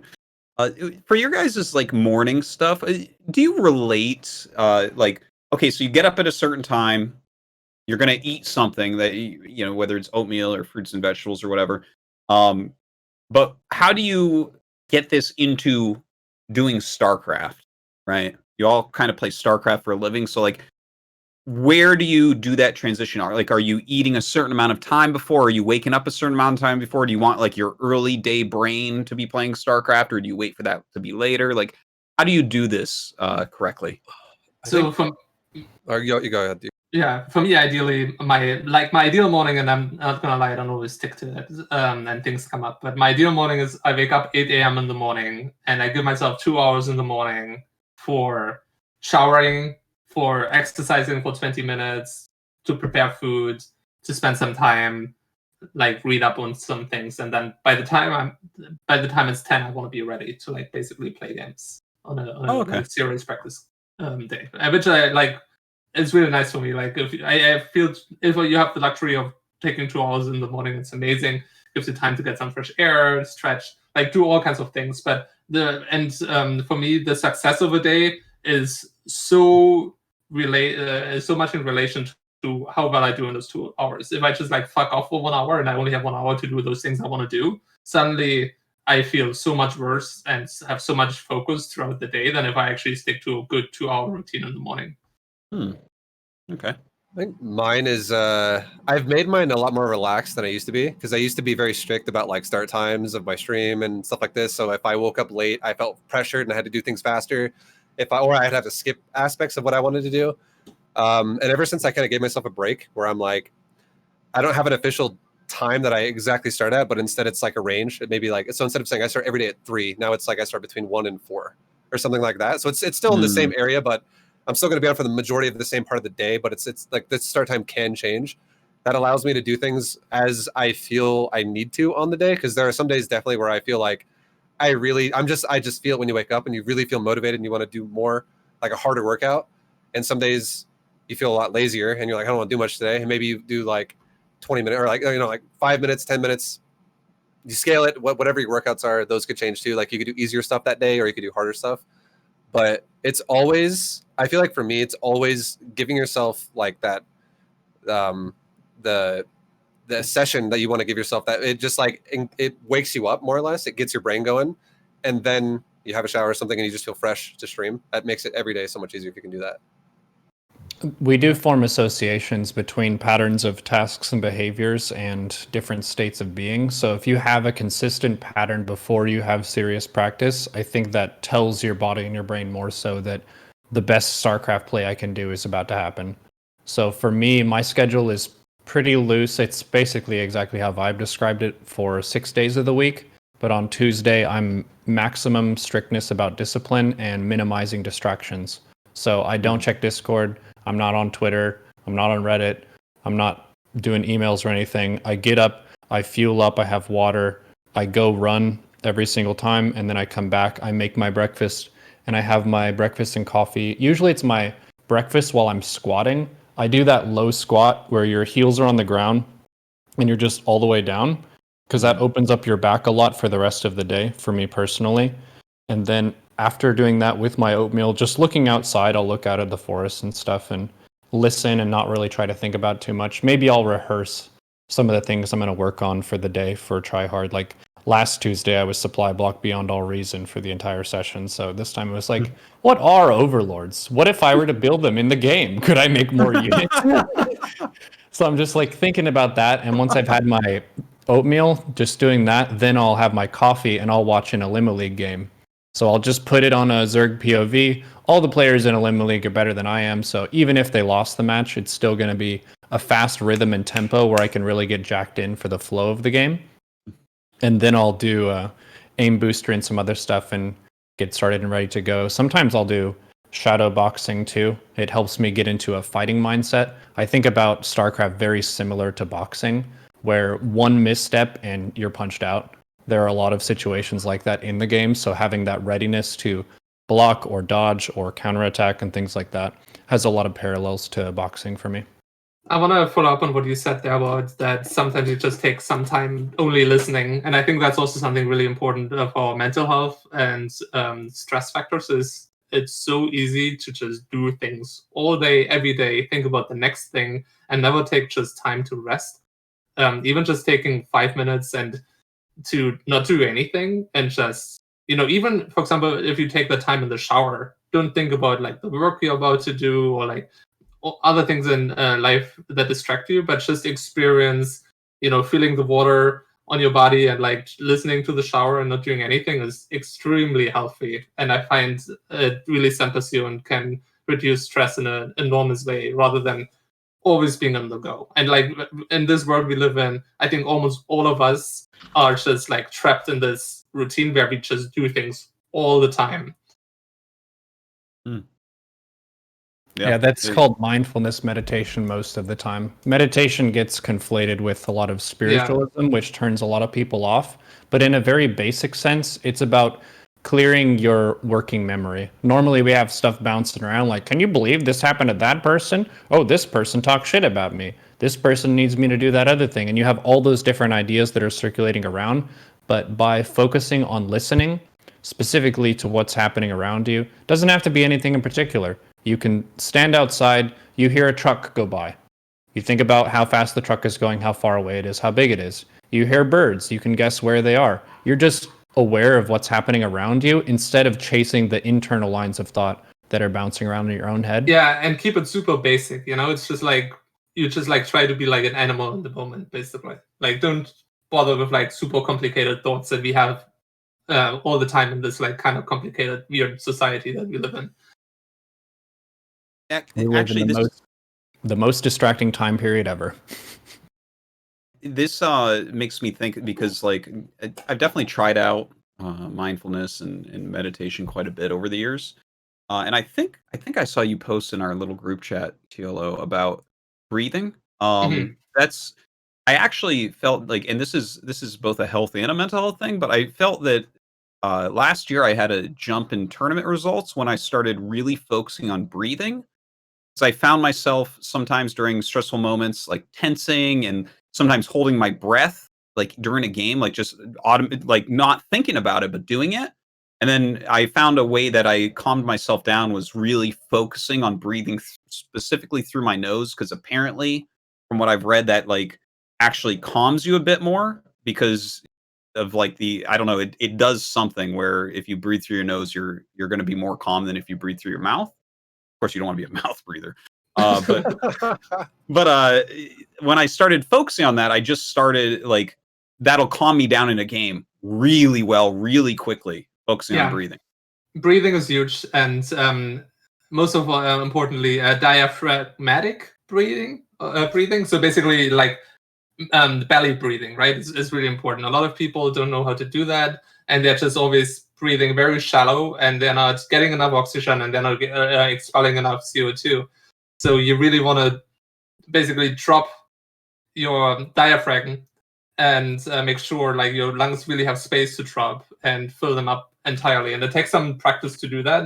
But if you manage to learn that, which doesn't take more than a couple of days to really get that down, it makes a gigantic difference in when it comes to how relaxed you are. And it's the easiest, most powerful tool that we have at our disposal at any time, right? Like, if there's one thing that we can control, no matter what's going on, is how we breathe.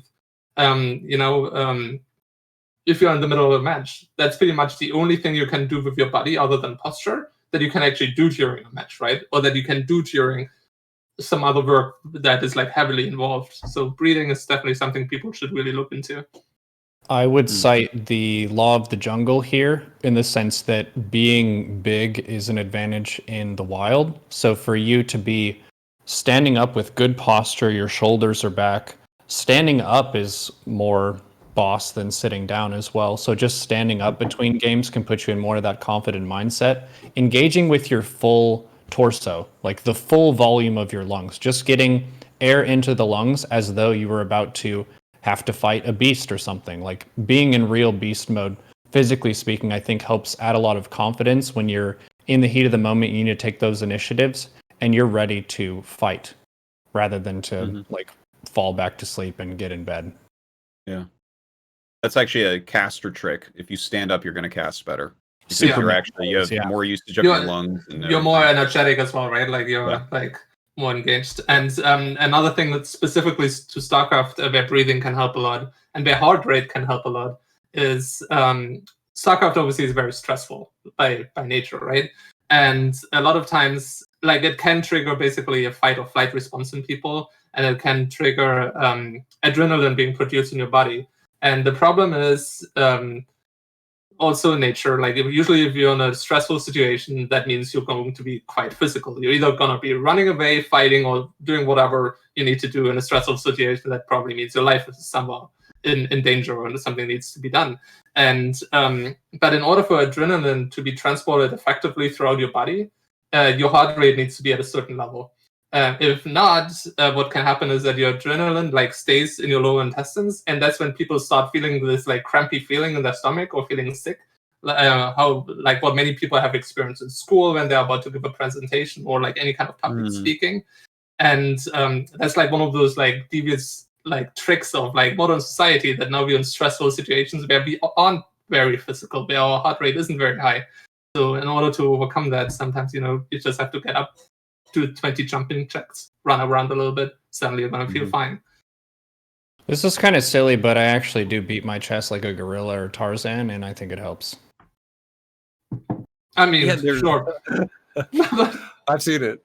And there's all sorts of little physical, mental tricks that you can do for yourself. I think I saw Cobra type in the chat something, the Superman pose or whatever, where you make yourself big and open yourself up, and it kind of builds your confidence. And one of the things that this is going to sound super corny, but Tasis and I do before like a big finals or something, we walk up and we walk around the desk and we just feel the whole desk with our hands.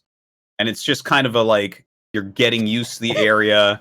Oh, I'm serious. This is actually a helpful thing. It's like you own the desk. You touch the whole thing, and you're like, this is our desk. This is where we are. This desk. Yeah. That's cool. I discovered something on accident because I have a Tauren warrior character that I roleplay as in WoW. And Tauren warriors are just boss and badasses. People who played Warcraft 3 and if you haven't played WoW.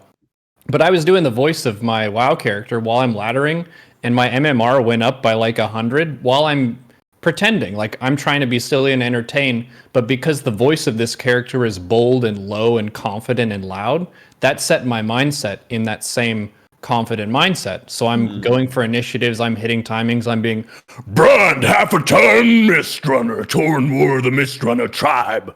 And I'm not scared of shit, because Brunt's not scared of shit. You can trick yourself in a lot of funny ways. Yeah, that is certainly true. There's a lot of mental tricks that you can do. Actually, one of the really big things that I wanted to do, because this is kind of like a lot of what we've been talking about is very much lifestyle, which I really suggest that people look into these types of things and figure out what works for them. And we'll continue to talk about some of the lifestyle stuff, but I really do want to talk as well. Like, is there stretching routines that you guys do before? Because like I mentioned at the beginning of the show, I was starting to get those pains. And literally there's just a video. I think the guy's name is Chris Haria that you sent me, ViBE. That guy's awesome. Yeah. Dude, it's the stretching part of that video is 7 minutes long, and I do it before every single stream, all just by however many push-ups I can do. Okay, and it changed. Like, I don't have between those two things, and then also just noticing my posture. If anything starts to hurt, I just sit up straighter while I'm playing, and all my pain is gone. It's fucking magic. Yeah, I could not even believe it. Yeah, I do that exact thing, because when I found it too, I actually was in a phase where I felt like I was forced to look at stuff like that, because I went through a phase where I was like, I did something on StarCraft where I did a challenge. It was like, I called it Infesti Queen, and it was like I had to play, I feel like 500 APM on my mouse, because I had to click everything so accurately and like nonstop, because it was infested Terrans. I was transfusing everything. It was just constant stress on my wrist for my mouse hand. And then I followed it up with like very low sleep, doing like a hardcore Diablo 3 ladder season reset, where I was like, I'm gonna be rank 1, and I'm gonna like play this game for 18 hours a day for like 3 days. And then I followed that up with WoW Classic launch, which is the exact same thing, which Neuro played as well, where I'm not even kidding, I slept for like 2 hours a day, and I would sit in my computer chair for 20 to 22 hours a day, and I would just be like, I'm gonna have a 5-minute shower and I'm gonna game all day. I'm gonna go to the bathroom really fast, and I'm gonna come back and game all day. Like I would maximize, because I was basically saying I have to like level the fastest. I want to be the fastest on the server, because I'm really competitive and I care about stuff like that. But my wrist, I had to stop actually like 4 days into WoW, or 5 days into WoW, because my index finger, if I just did that, I was getting these like pulsing pains in my finger. The entire my entire ring finger and my pinky all the way down to like my elbow was fully numb in my arm and my hand. And everything was, my whole body felt like it was falling apart. And I actually was questioning if I'm still gonna be able to be a streamer, if this is like a serious problem I'm gonna have now, like forever. Because it's really painful to just be on my computer for like 20 minutes at this point. And then I started researching about it, and I found about the ulnar nerve in your elbow and like putting a lot of pressure on it. And I realized, which is also why I got a new chair. This was another reason of that, because my old chair was a big brown one that it had no back support, and I would like slouch really hard and put lots of pressure on my elbows in it. The more pressure you put on your elbow, the more weight you put on it, and the longer time you do it while you're also like using your hands and moving your fingers around and stuff in your joints, it puts tons of pressure on that nerve, which actually causes a bunch of wrist pain and like carpal tunnel type symptoms. And ever since I actually fixed my posture and stopped sitting that way, and now I actually like sit upright when I'm gaming, that solved a lot of problems at first. And then doing like the routine where it's like a full body routine from literally head to toe. You do like it takes you probably like 8 to 10 minutes, That is amazing for when you do any type of full body workout. It makes every workout like have a very low chance of actually injuring yourself, because your body's actually warmed up to do it, and then it actually like gets your body feeling ready to go with like your joints are all stretched out, and you do a workout. And I also do the stretch like I would say maybe once or twice extra just for the arm and hand part, like throughout like a stream of StarCraft.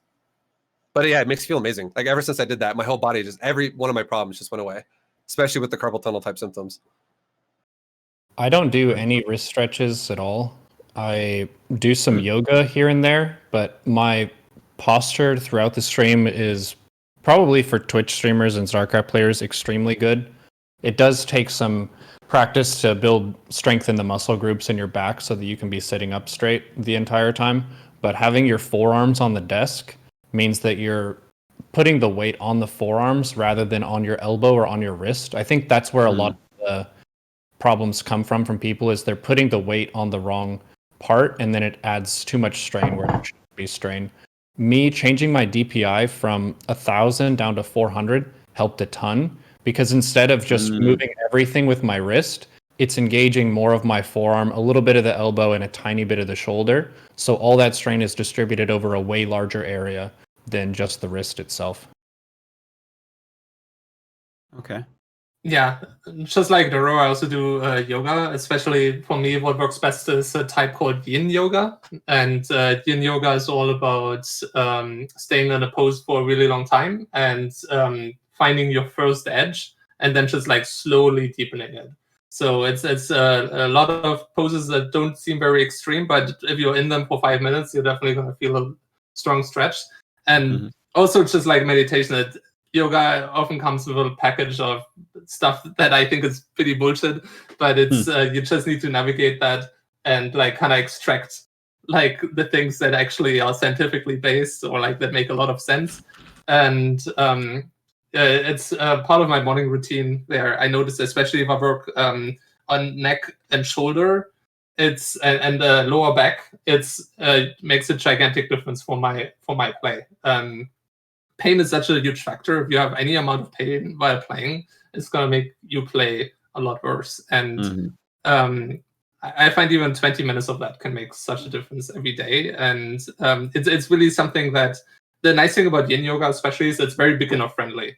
You're not going to be in a pose that like feels like too intense and you should stop. You're definitely it's something like basically anybody can start that doesn't have like any physical, like most of your physical problems we had before, they should probably consult somebody if they're able to do that. And what I like about it as well is like you can kind of use that stretching at the same time as like mindfulness and meditation. Because if you're like just sitting in a pose for 5 minutes, you have to basically reflect inwards, right? Because you don't have anything going on. And this like level of even like boredom is really healthy of slowing you down and helps me relax a lot. Yeah, like one of my favorite ones actually that I recommend almost everybody doing is actually somebody saying don't try reverse prayer, but reverse prayer is my favorite. So that's just like when you have like your hands at your back behind you. Oh, that's hard to do. Oh, wow. Look at that. Okay, yeah. But the nice thing about it is it really opens up your shoulders and it is a nice stretch for your forearms and also for your wrists. But like if it's too painful at the moment, you can try it the other way around. That's a little bit easier. So like that's maybe, easy. So maybe you should start with that one of the reverse prayer. It's too difficult. Oh, I like it. Actually, Neuro brought up something that I think is a really interesting topic about DPI, and like there's a couple things, because a lot of people have asked me over the years why I don't have anything wrong with my wrists, whereas a lot of people develop wrist issues. And I've been playing StarCraft now for 22 years. And the thing that I always just kind of assumed was I've always played at low DPI. I've always played about 800 DPI, which uses my shoulder a hell of a lot more. Like whenever I've gotten pain in the past until just recently that ViBE helped me with, it was all shoulder pain that I was getting from moving my mouse around. And then also I always recommend people to use 10 keyless keyboards so that you can actually put the keyboard the distance that's comfortable for you. Like when you have the keyboard that's this long, it forces your arms into a certain position where it's not hitting your mouse, obviously, right? So you want the shortest keyboard possible. The thing is, maybe out there is comfortable for you, but you need to be able to choose that, right? Like you should move the. I personally play with the keyboard and mouse like pretty close together, and then I also play with the keyboard like slanted, kind of like a Counter-Strike player, just because that's the way that I've found it comfortable. I wonder what you guys think about DPI, spacing of everything. Yeah. Yeah, I think that makes a lot of sense. Honestly, I do think it's case by case basis, but that's definitely very good. For me, I think it's all about. I feel like it also is based off of your setup, like heavily, because I've gone through multiple setups with different types of chairs and different types of desks, and probably the best way to say this is what might seem comfortable on one setup, the exact same setup on a different desk and chair could seem uncomfortable. Like I used to have a desk that was, I'm not even kidding, probably like 6 inches thick, or like it was massive. It was really bulky, and I couldn't actually put my chair like into it properly. I had to always play kind of far out with my knees like against the edge of the desk, and it was just I was finding myself leaned over a lot. And I feel like in a setup like that, I don't know, I mean, I can't really describe, I guess, like, what's better with the setup, but it was just an awful setup. And then once I went to basically a very thin desk where my chair can actually properly go under, and I can actually have my elbows at a 90-degree angle to where elbow to finger is straight, and then the shoulder to elbow is 90 degree down to your hand. It just, everything feels so much easier on you, and it feels like a lot less strain for me at least. Having flexibility in your setup is really important too. Like, for example, when I'm playing StarCraft, usually once the game is going on and it's like really intense, I'm like, I don't mind leaning forward a little bit and being like quite engaged, and maybe that's not like the ideal posture, but as long as I have a chair where like at the beginning of the game or on breaks, I can lean back and change my posture, and like maybe the next game I'm just gonna sit a little bit differently. I think that's really important as well. Like even if you have the perfect posture, if you just like stay in the same posture for like 3 hours in a row, even if your posture is perfect, that's not good either. So like being a little bit aware of like making sure you're moving around a little bit once in a while and change your posture slightly is really important. I agree. Okay. Any other thoughts on keyboard, mouse, anything like that? I use the 4, so my setup is, it's a tilted keyboard at about 45 degrees. My hand is in the center of the keyboard. So that has worked quite well for me. You move your hand a lot less total using that hotkey layout. The main downside of it is setting it up for tournaments. There are some pros who use it like Showtime does. And by the way, it's great posture when he plays. Great posture. Yeah. I think another thing that's important is just stability. For example, I used to struggle with my mousepad moving around a little bit, and I always tape it down to the table now. Because the less like else is going on that is like influencing my mouse or keyboard, usually the less pressure I need to put on things. Like if I have to worry about my wrist somehow, like basically holding down my keyboard while I'm moving my mouse, even if that's happening totally subconscious, the better, right? Like if I don't have to do that, if I just know everything is super sturdy, my table isn't shaking, suddenly my body doesn't need to correct for like any kind of movement that's going on, but I can like just have like very fine movements that don't require a lot of strength. Yeah, definitely tape down your mouse pad. That is very important. Otherwise, you'll find it across the desk sometimes at the end of the game. Yeah. I think, have any of you played? Go ahead. Oh, sorry. I think one final thing on high DPI versus low DPI is I think if you're somebody who actually uses armrests, I think high DPI is actually better. And if you're somebody who is uses low DPI, I think armrests are kind of like, I mean, I guess it's optional more or less, because I noticed the biggest thing that changed for me was I'm definitely a wrist player. I have very high DPI, and I've always had very high DPI, and the only thing I changed was I put less pressure because I stopped hunching over as much and I sit more straight up, but I still use the armrests. So my arms don't fatigue, and I feel like I can go for like 12 hours a day, like no problem. What DPI do you use? I use 1800. Oh, okay. Yeah. Is it an Abyssus? It's a Death Adder. Okay, yeah, close enough. Yeah. One last thing I actually wanted to add when it comes to stretching isn't really stretching itself, but what I've found helps me a ton, especially after a long intense session, is icing. So I have two like ice packs that I have in the freezer. I wrap them in like a thin towel and I put them around my forearms, like covering my wrists and like quite a bit of my forearm. And then I just lie on a foam roller, like kind of like in a position like this, opening up my shoulders, like lying on the roller while having the ice on my arms. And that really seems to have reduced the amount of damage I'm doing to myself from a long session. So now I like don't need to do as much recovery in other senses because I'm icing and making sure like nothing is swelling, there's no inflammation, that's like nothing is like pressing on my nerves over time.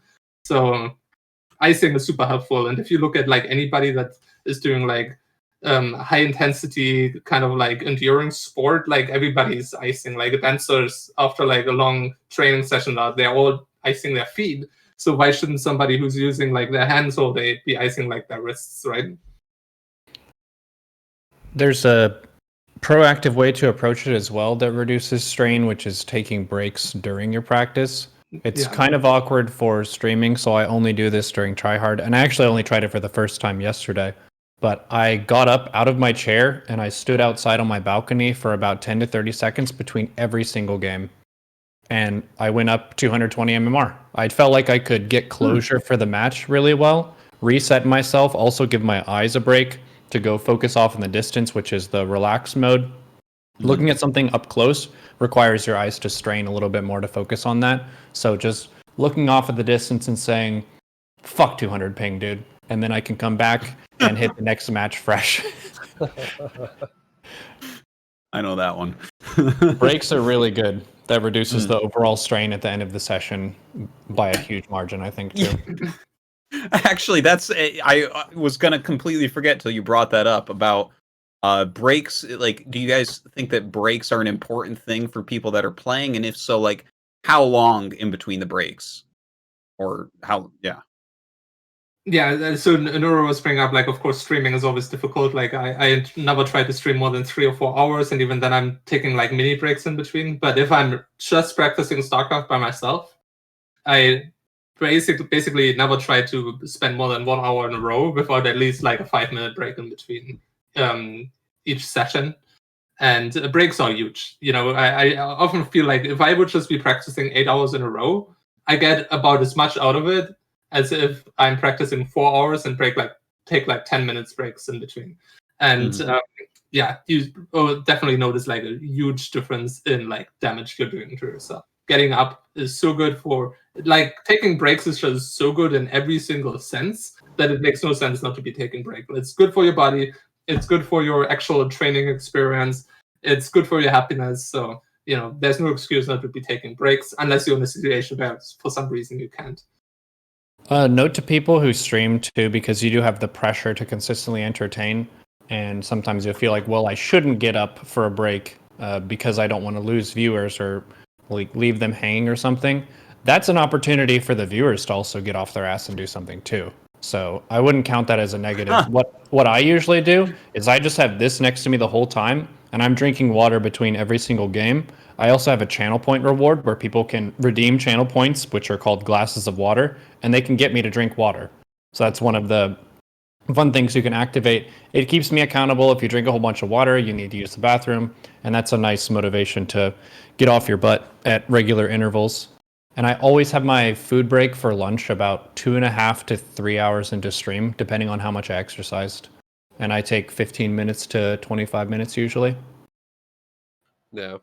I think breaks too should be more frequent the more intense you are with your mindset of whatever you're doing.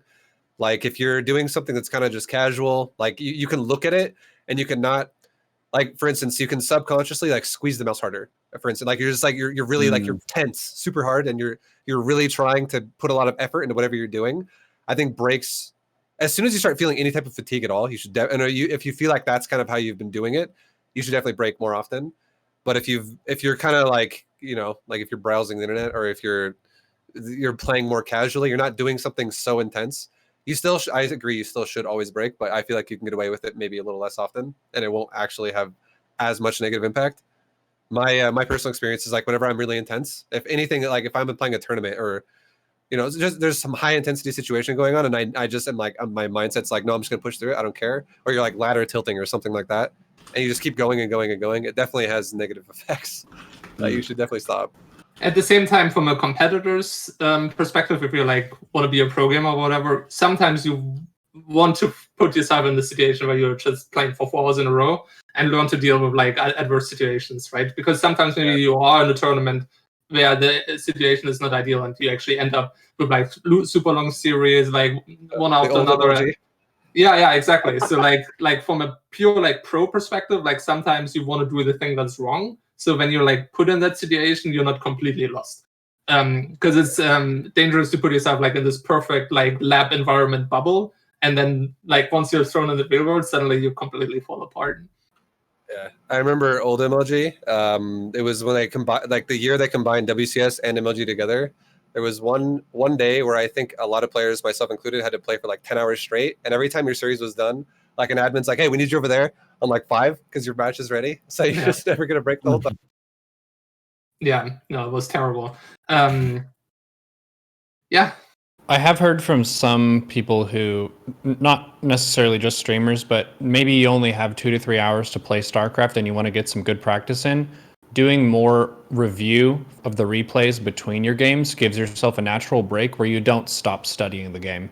You can continue to progress as a player. You improve your game knowledge. You see more of the information of what happened in the match while progressing and not straining your wrists at all. What's funny, by the way, is, and I don't know if I'm like alone in that, but it kind of shows how difficult it is to build habits and transfer them into different situations. I actually often end up with more pain after like 2 hours of playing Hearthstone than after 2 hours of playing StarCraft. Because when I play 2 hours of StarCraft, I hold myself super accountable to all the things that we're talking about, like good posture, making sure I don't, tense. And when I'm playing Hearthstone, I'm like, I'm just playing Hearthstone, whatever. But suddenly, like after 2 hours, I'm like, oh my god, my wrist hurts so much because I probably wasn't following the routines that I built for StarCraft. And even though it's like almost literally the same environment, like I'm using a mouse, whatever, like suddenly I'm not doing those things. And humans are really stupid when it comes to that we can build routines for something and then we do something that's like deviates 1% and suddenly we don't do them anymore. So always important to keep yourself accountable. And one thing, like what Neuro was saying earlier, was like he has his water bottle in chat. Like a super easy trick is have a post-it note on your monitor that just says like posture, that just like break, it says like drink water. It's like, oh, once again, don't trust the human, just trust the system, because humans are fucking stupid.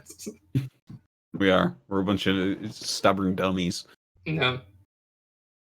One thing I really wanted to get your guys' take on is like coffee, energy drink, that type of thing, something non-water that you might do, because obviously, like for instance, energy drinks are kind of big within esports. I mean, coffee is just big amongst adults in general. What are your guys' takes on this? Coffee powered the Industrial Revolution in a pretty big way, I think. It's a stimulant. Basically, it tricks your body into thinking it's less tired than it actually is. You wouldn't think of it as giving you energy. It's more of a trick that makes you feel jacked up, ready, and alert more so than you are. So if someone doesn't drink coffee or have caffeine, I wouldn't say that that's what's holding them back, and you can go without caffeine. That's totally fine. I have a love-hate relationship with coffee because I love it so much and my problem is I really have a difficult time not ramping up my consumption over time. Like I had to go, like I went like almost cold turkey like a couple of weeks ago, and coffee withdrawal is actually terrible, like headaches for days. Terrible. It's really awful. And now I'm back to not drinking coffee every day because I know I can't trust myself. So I mix up green tea and coffee like every second day. And I've realized, at least for performance, for me, coffee often peaks me too much for playing StarCraft. Like I think one of the biggest factors of performance for StarCraft in particular is the ability to stay level and calm and focused. And while I get the focus from coffee, I get a little bit too much excitement from coffee. So I try to stay away from it now when it comes to performing. And because of that, I unfortunately also need to kind of cut it out of my life, because else, I'm basically just performing at a lower level because I'm used to caffeine, but suddenly don't drink during a tournament. So if I have a tournament coming up, I would always phase it out like a week or two before at least, so I'm used to not having caffeine. And the tricky thing with caffeine is as well, it goes up and down. Like you drink the coffee, you get the spike, and then it slowly goes down, right? But if I'm playing a tournament, when is the point exactly when I need to top up again to stay at like on a flat line, right? So that's really difficult. Like, should I like slowly sip the coffee to like have this perfect level that I know and understand? That's not how it works most of the time, right? So it's easier for me to just don't use it at all. Yeah, I actually don't use it myself either. I actually went, when I was younger, I went through a phase for years where I would drink ridiculous amounts of soda, like Mountain Dew, Dr. Pepper, like everything like this. And I would I didn't even drink water. I just would drink that like probably 6 cans a day. And it was really bad. So many health reasons why that's so bad. But I actually once it got to a point where I just had so many headaches, because I would like stop and then I would get a headache and then I would drink some more and then I would stop and I have a headache, and it just repeated caffeine headaches. I just eventually was like, I like cold turkeyed it. And ever since I've done that, I've felt so good about it. Like my body just feels healthier as a whole, because one of my biggest like weaknesses in my body has been like chronic headaches, and I feel like it's definitely because of lack of water. So I definitely have a lot of respect for water now, and that's pretty much all I do now, for the most part. Okay. Hydro Homie's in the chat. So for energy drinks, for me, coffee is the one that I experience the most straightforwardly. Like it's a standard caffeine response. I have the same exact amount of coffee every day when I'm at home. If I'm out and about, it's always off and I can feel a difference in my energy level. Sometimes I am too hyped up on the arousal curve. Sometimes I didn't get quite enough caffeine. So it's about, I think if I had to ballpark it, 4 espresso shots worth of caffeine. And I have a tolerance to it, so I'm used to it. And if it's the same as usual, then I am good with it. Energy drinks, anything that has more stuff in it, I'm kind of suspect of if that's helping or not. I usually feel really weird, and the come down of a energy drink is pretty much always bad. I don't really like anything like that.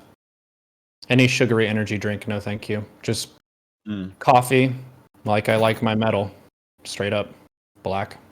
Yeah, I personally like don't really care for energy drinks. I kind of get a weird feeling from them as well. It doesn't feel as even as coffee. I actually used to be like you used to be, ViBE, where like I would literally in the early 2000s before my session buy a 2-liter of Coke and just drink that. yeah, exactly. All night long. Like I'd be playing against Koreans all night, and the sun would come up, and I'm almost done my 2 liters of Coke. Yeah, same here, man. God, I was so unhealthy. It was crazy. But I do just coffee black all the time, like coffee and Americanos, basically. But I have exactly the problem you're talking about, TLO, where I ramp up over time. So every couple months, I have to cold turkey off and have severe headaches for like 2 days, because I find that I'm like, wait a minute, is this my 4th coffee today? Like, what the fuck? That's insane. So then I'm just like, okay, done for the rest of the week, and have my headaches, and then go back slowly up that hill. Yeah. I don't know how that always happens, but it does. I have control over it as long as I'm home, but it was the worst for me when I was in London working with DeepMind, because they had beautiful coffee available at basically the kitchen that you could get at any time, and I probably ramped up to 7 cappuccinos a day at some point, just because okay, I can just walk over and get another coffee, and it wrecked me so hard. And it's so pleasurable. I find like I just love having a coffee. My coffee in the morning, my first cup, I'm like, oh yeah, there we go. That's like it tastes good and it's enjoyable, and I'm like, That reminds me of one point for the sustainability of health stuff. You don't want to put yourself in a position where everything you have is really healthy and gross and unpleasant. There should be things that you like. That's right. Don't make yourself hate life. And once again, the trick is don't trust the human, right? Like I love Coca-Cola as well. Like it's so good. I almost never drink soda, but I just don't have it in the house, because if I have it in the house, I'm drinking it all the time. But maybe once every 2 weeks, I buy myself a can or like a bottle, and then I just drink that, and then I'm out of it again, because as soon as I have it in the house, it's just is over. You're done. Yeah, You can't like the same with like chips or whatever. Like buy yourself chips once in a while, even if you're healthy. Just make sure you don't stock on them because nobody stocks on food like that. You always end up eating it like as soon as you can. Mm-hmm. Yeah. Every now and then a box of Cheez-Its shows up in my house and I'm just like, I'm gonna have a date with you later.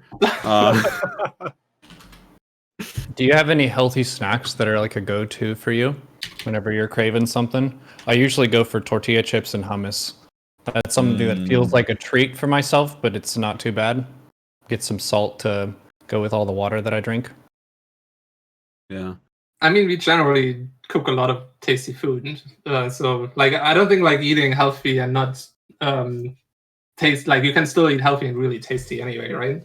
So I rarely have this feeling where like we are cheating ourselves out of like an enjoyable experience.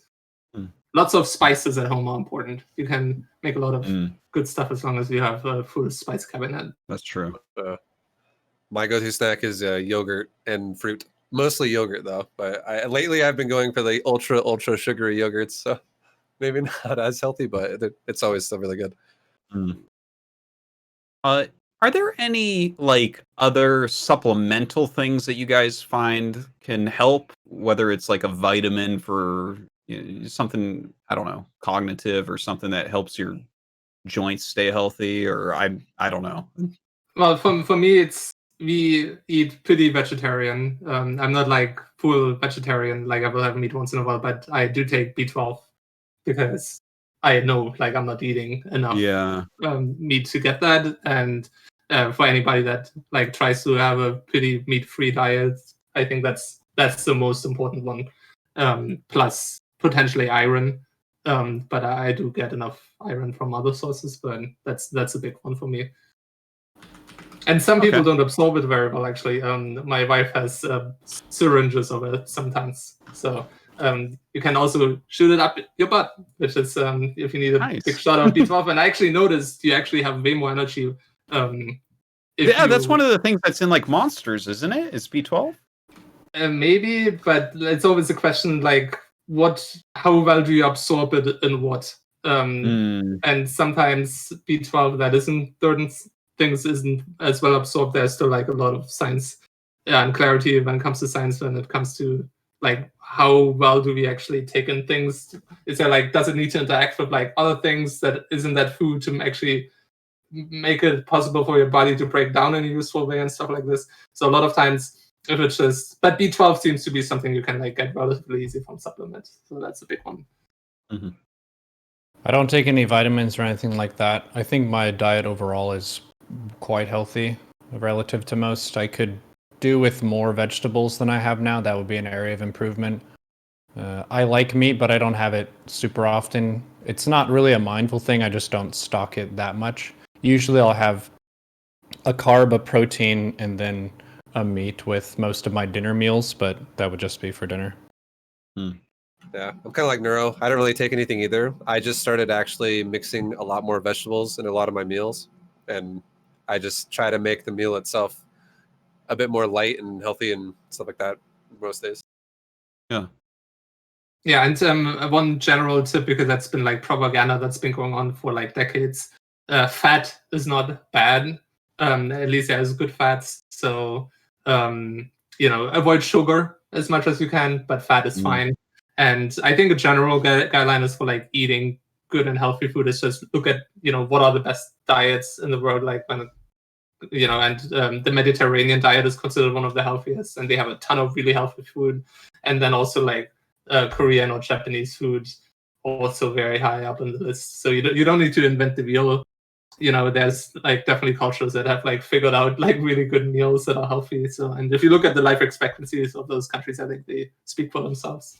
I think what was passed along to me, I'm not a dietitian, but they said a third of each, fats, proteins, and carbs, is a pretty decent balance to work with. There was a like propaganda in the 90s and early aughts where it's like fat is bad, get the low fat option. That's not really necessary. Low sugar is maybe good, but I would guess that the stuff that's low sugar has some substitutes that might be worse too, so be careful with that. Yeah, in general, my attitude usually is like more about putting a lot of good food in me rather than like avoiding like some bad food at all costs. You know, I feel more comfortable having eaten 3 good meals and then eating 1 terrible snack food rather than like just eating like random stuff but no terrible snack food at all. So I think that's a pretty healthy approach for most people. Yeah. But sodas are something that are just like the devil. So I try to avoid them. I actually learned a lot of my good health habits from having a roommate who is diabetic. That tells you a lot about how difficult some of this stuff is to process. Like soda, for example, is a very hard no for people with diabetes because it's sugar that gets delivered as a liquid, which hits your body way faster than something delivered as a solid. Wheat is better than white for both rice and bread. Also cereal and stuff like that. You know, I've read a lot of books on health, and the thing that I've really found is that you can find people who will really side one way or the other way, like basically any way you want them to, except with refined sugars. It's like the only thing I find that everything I've ever read or listened to has agreed on is like stay away from refined sugars. Yeah. But like other than that, there's people that are like only eat meat, only eat vegetables, you know, and you can find any shade of it. And then I read this one thing where the person's like, eat food and then write down how it makes you feel and keep a log for like a week. And then suddenly you're like, oh, look at that. Like I can actually kind of figure some of this out myself. Like this type of food makes me feel this way and I should probably avoid it because it makes me feel like crap. And then this other one, I feel great after I eat it. And so I feel like that's a very useful trick. That's definitely a useful trick. It's like everybody's different. For example, like I know if I eat pork and I love pork, I have pain the next day almost every single day. And there's just something about pork that just increases inflammation in my body. And meat in general, but pork seems for some reason to be the worst. And it's just something I needed to find out by just writing down what I'm eating and how I'm feeling the next day. And you know, if that happened like 15 times, I'm like, okay, there seems to be a pretty strong pattern here. That's just how my body works. Yeah, you know, I was a strict vegetarian for 22 years, and more recently started eating meat again because of having children and how difficult it would be to have so many different diets in the house. But that's one thing I really realized, right? Because I came so clean into eating meat again, and then it's like I've discovered that if I eat cow, I feel like shit. That's it. So I just don't eat it. I'm like, nope. Chicken, I feel good after I eat chicken. There you go. Fish, I feel good after I eat fish. All right, yeah. Pig, it's like right in between. It's like, I don't feel good or bad after that. And so that's kind of how I've like, I don't know, I've developed that part. I'm not the healthiest one here, but it's I get a little bit of inflammation if I have like a whole pizza in one day, just for the amount of calories plus cheese. Cheese is a little bit, and then alcohol too. I'm not a regular drinker where I have stuff at home, so if I go out and about or there's an event or something and I have a whole bunch, usually my inflammation the next day can be worse, and also just performance in general I think is worse. Your quality of sleep is worse if you've drank the night before. A lot of people get an adrenaline kick during the night if they drank before because your body's like, hey, you poison the system. This is a problem. Maybe you think you're used to it, but it's a minus to performance. Yeah, alcohol is actually huge as well. That was another thing that I had on when I was documenting win races. Alcohol had an effect for me for 2 days in a row. And sometimes even just like if I had like one beer the night before, my win rate the next day was worse. It's not like you need to have a hangover to actually be hungover. Or like because you sleep, maybe it's not a hangover as such, but my sleep was worse. And alcohol is definitely a big one. And it's like so accepted, like in society that alcohol is just fine, but it really, like, I don't want to be too preachy, but alcohol really is just terrible for us.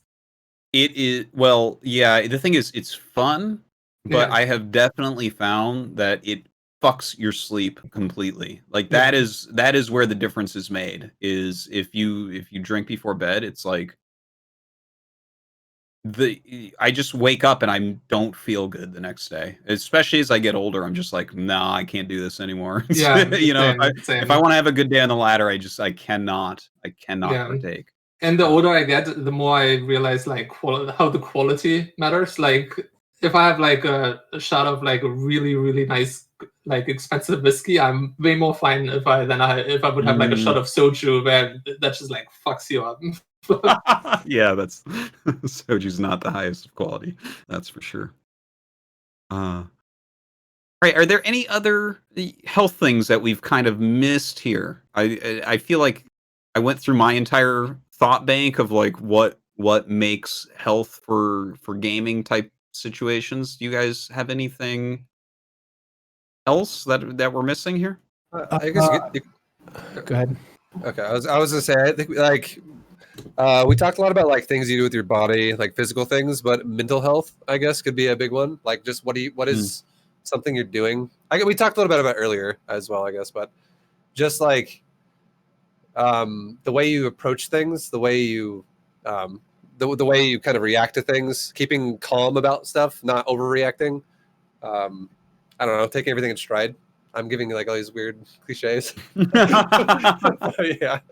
I mean, the truth is like those cliches are sometimes cliches for a reason, right? But yeah.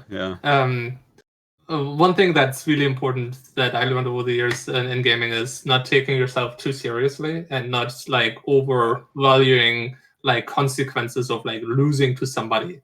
You know, in the end of the day, like losing a game doesn't matter. Like your life is not worse. And having the ability to laugh about yourself is really important as well. Like and not being super tense about like every single thing. Like I used to really have struggled with that because for a long time people made fun of me a lot of times for like never having good results and stuff like that.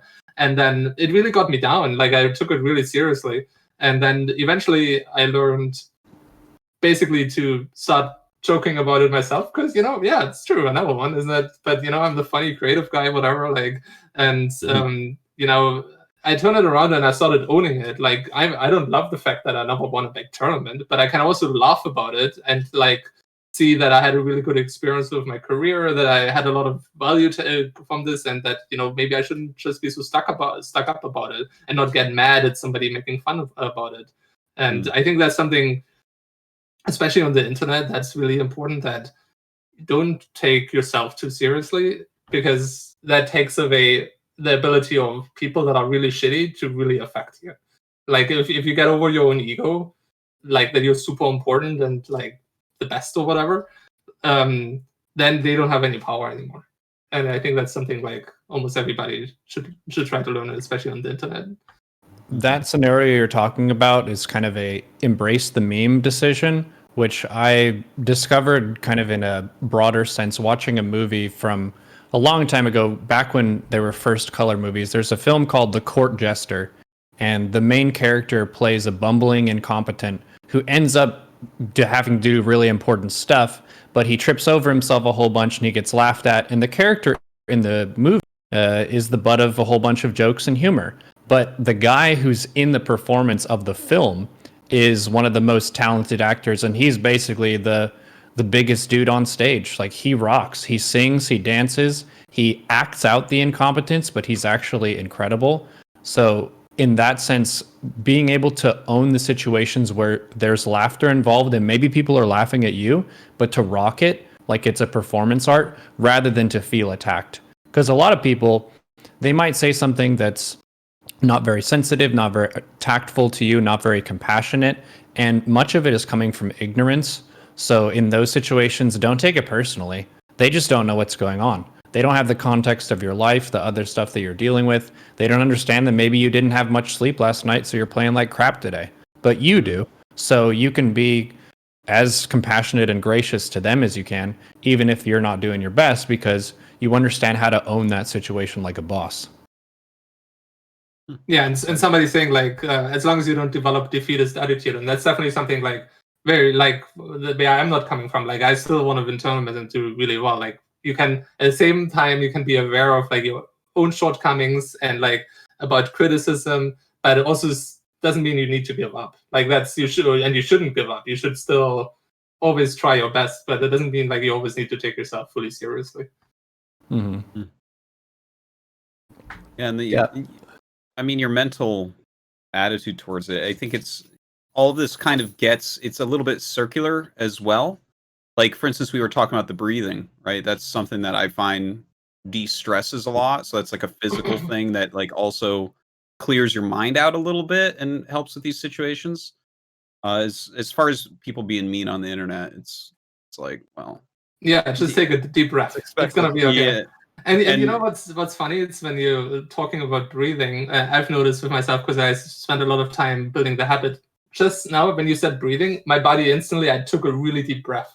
And if you start learning that, you're gonna notice that whenever anybody talks about breathing, or you see somebody breathing on TV, suddenly you will do it too because it feels great and makes you feel better. So why wouldn't your body be reminded from that and just do it yourself? Honestly, breathing is underrated. Yeah. You guys tried breathing? It rocks. I'm totally on the breathing train. Yeah, I'm not just a hydro homie, I'm a breathing bro. I love it. One Oh my God. thing that I do when it comes to putting in practice is I think about it in terms of hard work ethic, where you're putting in some laps and you're treating it like a course that you really have to study hard for. So it's some serious shit.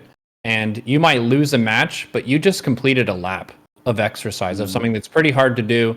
You made it through, you gained some experience through that. I mean, some cases you might have built some bad habits, but the vast majority of the time, the main difference from a player being at their current level skill and being a tier better than they currently are is a whole bunch of experience. And that's going to involve basically 50-50 of win and loss.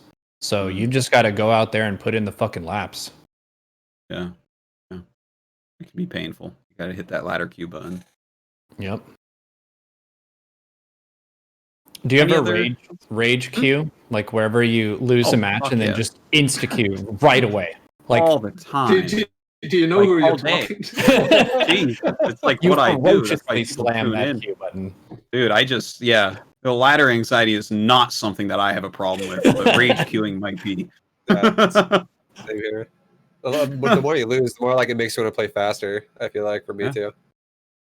I will say that for the purpose of mental health, anger is not something that you should demonize. Anger is a natural human emotion that everyone experienced. It's about how you steward that anger, how you manage it, and how you channel it.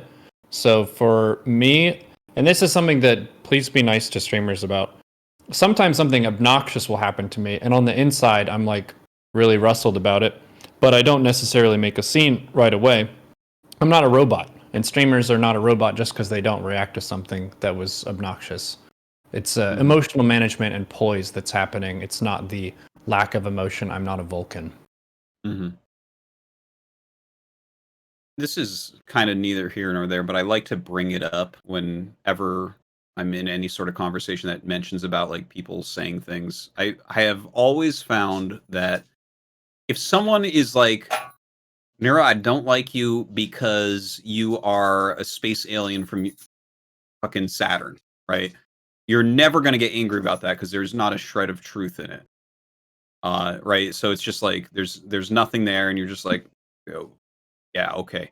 But I think that if you learn that when you feel the emotion, there's some truth that you see in what they're saying about you, that can actually help to fix you and calm you down about it. I find like when I start getting emotional about something someone says, if it actually makes me mad, if I in the back of my head I'm like, well, I definitely something in my brain agrees with that. That's or an aspect of that, right? Yeah, it's accepting truth is really important. Like as I was saying earlier, like when people tell me like, oh, like why don't you retire? You've never won a tournament. It's like I'm not getting angry about it because I know I've never won a tournament, a big tournament. Like, so why would I be mad about that? Of course, like I'm uncomfortable with it, but like accepting those kind of truths about flaws, I think is so important to stay zen about it. Because like either somebody just says something completely ridiculous, or if there's a little bit of truth to it. I mean, I guess it's fair to say. It's just like how you handle it, what's important about it. Yeah. One of the hardest things you can do is take a comment that was delivered in an obnoxious and disrespectful way that does have truth to it and address the truth and the delivery both and create a teaching moment. Because a lot of people, they, from the perspective of a streamer, they haven't maybe had good role models or people who showed them how to communicate effectively. and they might be trying to deliver a comment they think is helpful for you, but they deliver it like an asshat. So being able to communicate that to them, that actually you bring up a good point and I'm going to take that under due advisement and maybe integrate that, but your delivery was very immature and disrespectful, so you have something to work on too. I tend to prefer tackling things that come up rather than ignoring them in the chat. People have different preferences for that. Yeah, I tackle things, but if they do that, I tell them they're fucking losers and I ban them. Once again, everybody has different preferences. Yeah. Different needs. Can't help it. Can't help it. Any other health stuff before we go to Patreon questions? There was a question that brought it to COVID and how that has shifted all of our lives. Sure. And just the tension and the stress of the world. I think everyone on average has a lot more stress right now, even if your job wasn't directly impacted by the quarantine. Other people who you're close to, it did impact them, and their thoughts, their feelings, their worries about when things are going to open up and what's going to happen and all that. There isn't a simple, easy fix for this, but the main thing that I've gone to whenever I feel like really weighed down by the stress and the pressure and different bad things that have happened is to practice gratitude, just being thankful for some of the really good things that you have are, because we all have some things that are good in our lives that we take for granted, and focusing on those is a really big source of strength so you can push through the tough times. And I want to add, this shows, like, I guess in a way part of it, but not really. There are so many people that tell you, so many articles, this is a time now to improve as a human being. You have all this time, like, pick up an instrument, like learn a language, like become the fittest you've ever been. But that's not really completely fair. Like, no, things are worse than they were before. That doesn't mean you suddenly, as a human, will have the energy to like become the best human you've ever been. It's like totally okay right now not to be okay. Like, a lot of people are not okay right now, and you shouldn't feel like right now is a time to like go harder than ever in your life. That's not how these things work. Like, shit is hard right now for all of us. And if you need time right now to just like, even just getting up and showering can be a success on a really difficult day. So like, don't be too hard on yourself. Good advice. Stay healthy, people. Standing desks. Standing desks. Standing desks. I have one too. It's they're very useful. They're like, that's the one thing that I bought many years ago that I really like. If I'm not playing StarCraft, I stand at my desk. That's kind of my rule, because I'm going to sit for 5 hours a day at my desk. So yeah, if I'm watching a VOD or doing some emails or, whatever it is that I'm doing, it'll be in standing mode, which I really like. Get your sleep, stay hydrated, eat healthy and well balanced, exercise, stand up sometimes, watch your heckin' posture, and take it easy on yourself. Have some friends who support you. And when's the last time you've just listened to music? Just listen to music, not doing anything else. That's for the mental health. Just put on your favorite death metal record and just let the problems of the world wash away.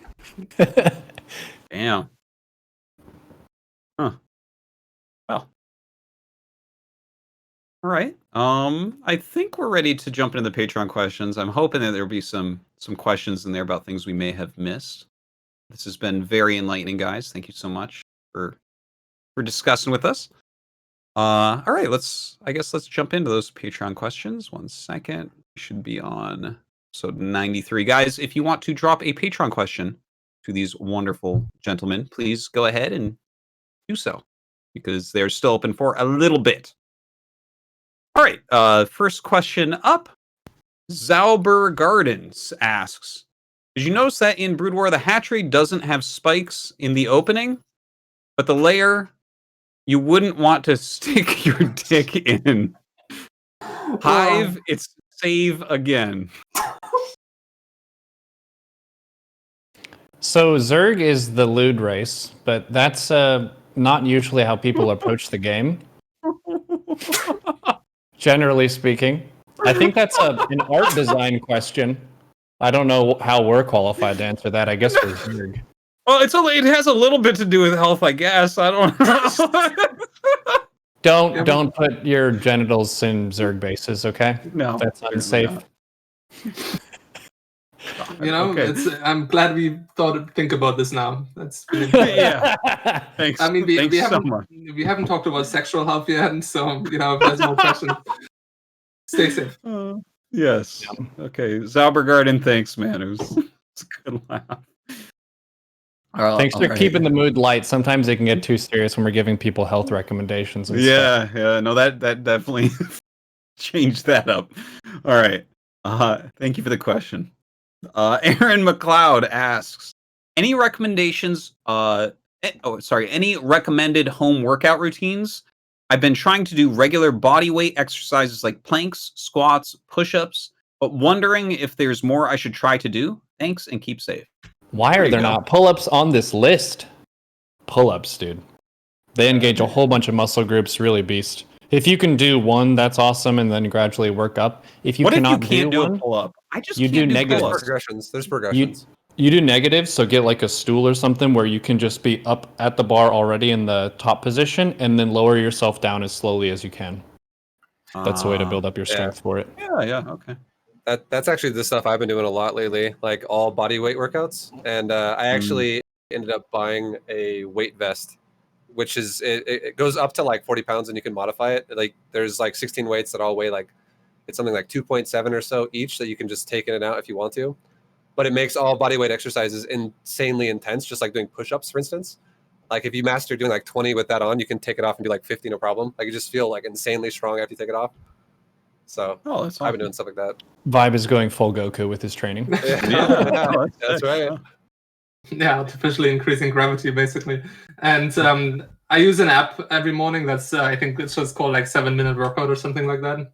So that's just like a bunch of body workouts in a row, like you do each for 30 seconds and jump to the next one. And then I do that 2 or 3 times in a row in the morning. And I feel like that also has planks, squats, push-ups, a bunch of other stuff. But to me, that's a really well-balanced amount of different things. Okay. And it's nice to have like an app there, which is like follow the routine. You don't really have to think about it. Yeah. Running is actually a body weight exercise. Oh, I guess so. You take your body weight and you move it a distance. All right. Good suggestions. Like I mentioned, the one thing that I do very regularly now is that one video that ViBE sent me. Same here. I do that stuff all the time. That's amazing. Exactly where I got the weight vest from, by the way. Like the weight vest I bought was like I could go grab it and show you guys what it looks like, I guess. But it's please. Yeah, sure. I'll be right back later. All right. Gotta bring this up to the next level, just in case. I used to use weighted. I got like when I was a kid because I watched Dragon Ball Z. I bought weighted things to put around my ankles, and I used to practice basketball in them. And I remember when that was cool. That sounds like a great way to injure your ankles. Actually, I don't know. Probably. I turned my mic. I can't really hear you guys. Sorry right now, but I turned my mic on sensitivity so it can be on. But this thing right here, it's like 40 pounds, and you just put it on like this, and then you strap it in like this right here. And every workout you do is just insanely hard now. Just like push-ups, pull-ups, everything. You could go run with this thing on. I actually do elliptical with this quite a bit too. And it makes your workout feel like 5 times as intense as it normally would be. Like I've actually lost so much weight wearing this, and my muscle definition has like definitely like gone up a lot through it. So it definitely works. It's pretty good. Sick. Boost. It feels like a I don't know, like a work vest. But yeah, it's good. Huh. He's like it's like a reverse life vest. Yeah, I was gonna say now we'll take that on a cruise. Yeah. That would be no good. Right. Sink right to the bottom.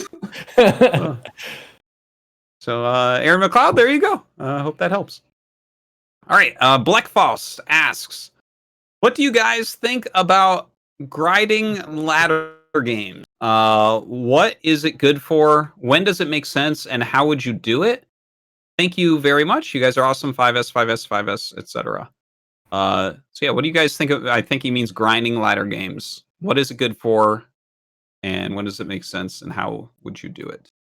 I mean, I think grinding just ladder can be a really powerful tool if you just want to focus on pure mechanics and don't want to worry too much about strategy, or if you just want to explore a lot of different strategy that is out there to learn what's going on, right? And there's different strategies and different skill levels. So if you're only practicing with like a small group of people, maybe you're having this giant blind spot in your play of like a build order that you've just never encountered. So sometimes it can be really good to just ladder and see, oh wow, I've never seen that cheese before. Like better like rename that replay and like look at it again sometimes. So if I see it in the future, I can look at what I scouted and see if I can infer in the future if that's turning into that build order.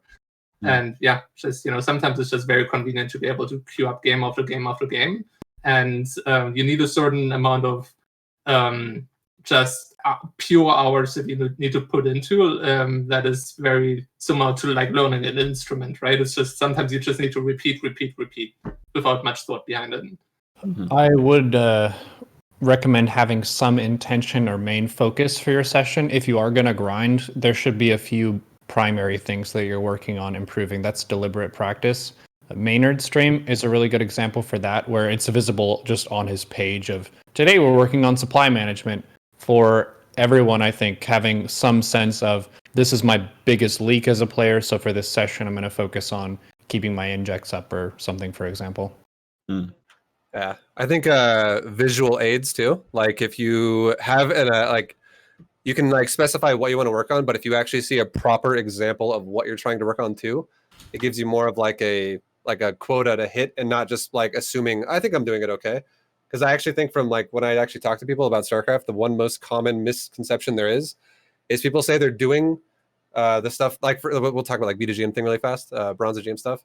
They say that they're doing it, but they're really not because everything is so delayed. And then only when seeing it done properly, like, and actually like paying attention to timers and stuff, does it actually make sense where it's like, oh wow, it's like 4 minutes late or something like that. Yeah, I can recommend Hearthstone's YouTube series, Is It Imba or Do I Suck? I think learning, to be honest with yourself about StarCraft, and even pros still make so many mistakes in a game, but if you're like master or below, you make hundreds of mistakes every game. So there's always things you can improve for sure. So many. Also, something I want to mention, like you need to grind ladder games. If you ever look at any situation with a couple armies and you don't know exactly what should happen, then you haven't played enough to really not grind. I feel like there's like this, like TLO is kind of saying this, where it's like there's a certain base that you need to experience StarCraft correctly, and you can just tell if someone's played enough games if they know exactly how a battle's going to go. You should just be able to see the two armies, know exactly who's going to win and what the micro should look like. And there can be creativity in that changes the outcome of the battle, but very oftentimes fans will look at it and be like, no way, Terran's going to win this. And I'm like, what? Like, no. Go play some ladder. Like, yeah. Experience is a much stronger teacher than just being told something. I think that's a thing where you could have a viewer in chat who could ask you every question about how to play a race in StarCraft, for example, but they're not going to be able to execute that until they develop their intuition by being in that situation and how it's multifaceted and nuanced and different, and just getting a feel for how fast a Hydra moves or how much you need to react to tanks being set up that's kind of outside your bases. Should you go into that? Should you counterattack? Sometimes it's best to just take a terrible fight and then realize, hey, that was a really stupid idea. Maybe I should not do that in the future. Yeah, interacting with your opponent is so important because a lot of people only play StarCraft in a way where they are very passive, and then they don't understand why they lose or win games. Every game you should try to be scouting, try to understand information, and I think ladder is another good one for that. Because it teaches you, there will be like really weird build orders out there where you're like really angry, like I shouldn't have lost to that, like that's a bad build order. But if you're somebody that scouts every single game and you do that through your grinding, you will start understanding how much money could that be possibly spent if somebody is playing like this at this point. And if somebody makes like a robo of 2 bases at 2 minutes, maybe it's not time to freak out. Maybe that build order just sucks because now they spent Robo and they can't even build anything, right? So you need to play a lot of games, but also look at the games to then get information out of it to understand what's actually going on and not just play blindly. Because I think that's one of the main issues of people, that they play StarCraft very single player and very blindly, and then they don't really learn anything from it. They become better mechanically, but they don't understand. Yeah, that's actually something I talked about it too a lot, where it's the way I would always try to describe it as well is you compare their build to your build. So a lot of people, when they look at something and you ask them, what does that mean? They're like, I have no idea. Like that could be like the 3 hidden bases. I don't know. But then you're like, okay, well, could you afford that? Because if you can't, neither can they. Yeah. So you just you do it. Look at what you did, and you compare it to what they've done, and you can kind of figure out what's going on. Yeah, and that's why it's important to have like some baseline of like playing similar build orders a couple of times. So you also, if you play it differently every single game, then it's very difficult to compare yourself to the opponent. So sometimes it's very valuable to, okay, now the next 10 times I'm playing the same build order. So now I understand what my build order looks like at this stage versus this build order. And now I understand, okay, now I need to start making units after I have 50 drones. Because last time in the same situations, when I had 55 drones, I died. But with 5 more roaches, maybe I'm okay. Excellent analysis, guys. Black Foss, I hope that helps. All right, next question. Polly asks, can you remember something you said on the stream and regret it? What was it, and how to avoid stepping over the line when ragging or raging on stream? You guys ever said something you regretted? Sure. Like, I'm not gonna say it again for sure, but if you ever give into it where you're like angry, it doesn't have to be about the thing that's the issue you bring up, but if you're ever angry about something and you're in a bad mood and you bring up personal issues, that's always a mistake. Don't ever do that. That sounds like good advice. I've been streaming. I've been streaming for more than 10 years, so 100%. But it doesn't happen that often anymore, I guess. Actually, I regret what I said last Pylon show because I was so sure about the Baneling and I turned out to be wrong. So that's one thing I regret. Oh yeah. Yeah, that was a very weird. That was a very enlightening conversation, though. We actually learned. I learned a lot during that. At least we learned something from it. I'm trying to think of something I regret saying. Usually, if I say something that was a little bit too mean or teasing, I tend to be pretty wholesome with how I run the stream in general. But sometimes I do tease, and sometimes people, maybe they had a really terrible day and I don't know that. So you poke at someone who you don't realize is more down on their luck than you thought, and them communicating that and then giving a complete apology, I think is a really important life skill. Like when you actually realize that you did fuck up, you can articulate that to someone and you can understand where they were coming from and why that was not a good idea. Then you can make peace moving forward, which I think is the best way to not regret it moving forward, because you learned something and you did kind of resolve the situation as best you could.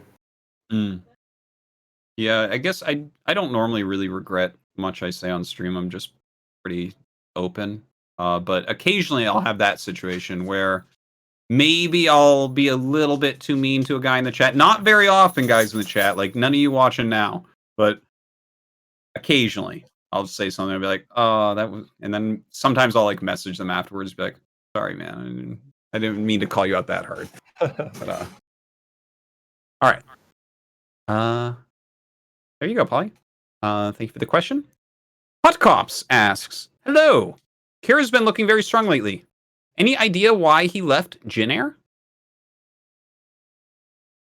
I don't really know. Like, I guess you could guess that maybe he left, maybe he felt overshadowed by Maru, maybe he thought he could make more money elsewhere. I mean, when contract renegotiations come up, sometimes you don't get the offer you're really looking for, or you want to try to grow in another way.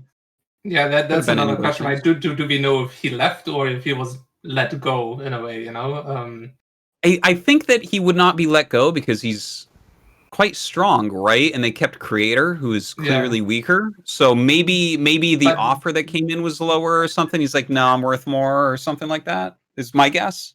Yeah, but we also don't know. That's one way that you get indirectly let go, right? Is people offer you below what you'll take, and then you're like, well, okay. Right. Maybe we don't know when contracts are coming up. Maybe Creator's contract is just not up yet. Like we don't know what's going on. That's That's possible. They don't necessarily all line up. That's true. I know nothing about the situation, but my immediate reaction was that meme where it says, "Here's $20 to go away," or to leave me alone. I don't know. All right. Thanks for the question, Hot Cops. Hyper Turtle asks, lately I've been finding myself setting goals for StarCraft and personal health on the same list. How does your experience with playing and streaming StarCraft influence setting and pursuing your health goals? Oh, that's a good question. So I always say that the most powerful tool StarCraft has when it comes to that is it's almost like a mirror that you can use to see if you're doing well in every other regard of your life when it comes to health and well-being and focus. It's a little tricky because your StarCraft skill might be progressing because you're training more. So if your MMR goes up, it doesn't necessarily mean you're healthier. But if you look at a day-to-day basis, your MMR shouldn't be rising every day, most likely. And if you look like at a 2-week time frame, maybe you can see, okay, I'm playing much better on days where I'm like doing well in the other aspects, right? I think for that, StarCraft is very powerful. And especially if you reached an MMR where you're kind of settled and progress has become slower, that's really when you can use StarCraft as a reflection of what's going on. Is your focus good? Is your, do you have low pain levels or no pain, etc. So from that perspective, I think StarCraft is very powerful. Yeah. I personally, I personally like bind things to StarCraft sometimes, where it's like, well, I don't want to, for instance, drink an alcoholic beverage tonight because I have to stream in the morning and I want to play well. Or, for instance, the stretches that I do now is kind of like, well, if I don't do this, I'm not going to play StarCraft until I'm 50. So that's one way that I do it. What were you saying, ViBE? I was gonna say, for me, like when I compare StarCraft to like another game, my mind always feels so much more crisp whenever I do anything else. But if I play another game, for instance, like when I went on a WoW Classic binge, I just felt like I feel like that game makes you worse at everything else in life. It's such a lazy man game. I don't know. StarCraft definitely really like hyper engages your mind when it comes to a video game. So I feel like it just keeps you kind of switched on for me at least. Yeah, it's a very punishing game. For me personally, I would guess from my A-game physical condition where I'm well rested, hydrated, fed, exercised, prepared, studied, and in a stable state of mind, that's probably 600 MMR below my C-game, which is low sleep, grumpy, there's drama happening, I'm distracted, I haven't taken the best care of my body. It's a pretty big gap. So I have really obvious like swings that will happen where I slept for 5 hours, I lost like twice as much as I won today. Not surprised. That's pretty normal. All right. There you go, Hyper Turtle. Thanks for the question. Tommy Balls asks, a wild-eyed scientist comes to you with an offer to use his StarCraft time machine. His hair, stringy and unkempt. His skin, pale and sweaty. You can see a lifetime of failed experiments in the stare of his glassy, bloodshot eyes. Describing me right now. What series would you go back and experience again for the first time? It's quite a build-up to that question. That's not what I was expecting at the end. Soul Key versus Innovation GSL Code S Finals. That was sick, yes. Wasn't it? When people ask, what's a really hype StarCraft series you'd recommend? That might be the first one that really took me and was amazing. Cool. Lots of all-ins. If you're a Terran, don't watch it. Because she's in the chat, and I think that's almost annoying to hear. I'm going to say Scarlet was Bomber, of course. So many people bring that one up. So many people. I think mine would be when Kespa first came to MLG, and it was in Anaheim, and there was a match between Boxer and Rain, because I remember there was like a match on Metalopolis that was really long, and there were so many people there that it started becoming a fire hazard, because there was just like all the seats were filled. They were filled, and there was so many people standing on the sides, and it was so loud. And whenever anything crazy happened, like there were nukes starting to go off, and everyone's like freaking out, and you just felt like the bass in your chest. It was actually a really cool experience. Yeah. Gosh, I'm not sure. There's so many good old ones. I think that I always bring up the European Championships in 2012. That was like such an amazing event. Just in general, the whole thing.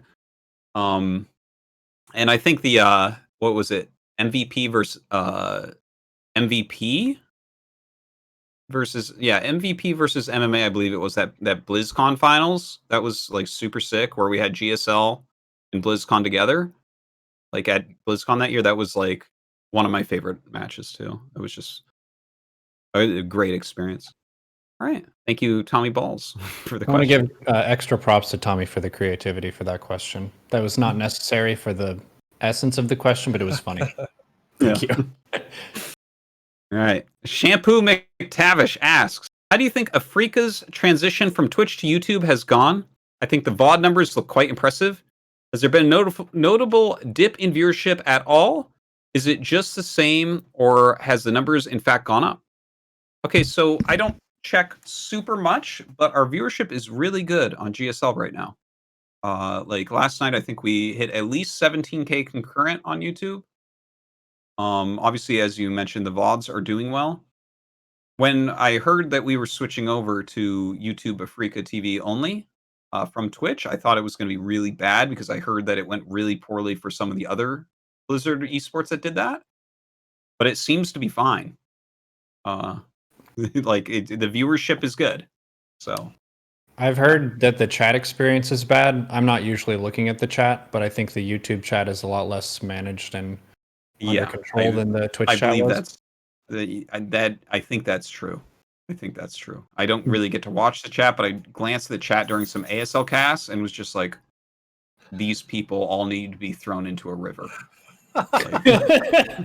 This is a consequence of it being moved to YouTube, though, is the watch parties that people do. You'll see a bunch of pro gamers who are all just listening, or you can listen to them and watch the broadcast on YouTube. Oh, that's Their cool. commentary is hilarious, and they're really skilled. So sometimes there's really good informative feedback on like, is this a really creative build, or did he just fuck up? They can add some really nice context for that, and it's just cool to see them meme and hang out together. So I've really been enjoying that content too. That's one option. Cool. I personally liked it. I mean, I love Twitch, and it was easy to watch it on Twitch because I'm always using Twitch. But I do actually use YouTube pretty actively, especially nowadays. And now I feel like, without even looking for it, I always get reminders that it's like, oh, this broadcast was on if I were to miss it. So it feels the same, but I get more reminders that it's there, which is cool. Yeah. One thing I wish is that there was a good static URL that, that would just bring us to the live page for Afreeca TV, because every day I have to go search it and paste it. So that's like maybe a small thing, but it was always easy to just be like, everyone knows to go to twitch.tv/GSL, for instance. Yeah. I would love to have youtube.com/GSL live or whatever, I think it'd make it easier. But I think it's going well. I think it's going just fine. Thanks for the question, Shampoo McTavish. Saint Zero asks, what sentient food would make the best carpenter? Assume any choice would have 2 arms and normal hands. Factor in animals might steal them for dinner during their job. I want an answer and an explanation. It's like high school math. Show your work. Okay, so what food would be the best carpenter? Probably my mom's chicken from when I was a child, because it was basically as hard as wood, so it would be very good in that. I don't think any animals would steal it. Wait, but isn't it about who would be the best carpenter, like the profession? Yeah. So why would it be the chicken that just because it's hard? I was just making a joke to you, that's all. Okay. I'm sorry. Wait, what sentient food would be the best? Carpenter TLO. Show your work. Come on. I mean, wouldn't it theoretically be some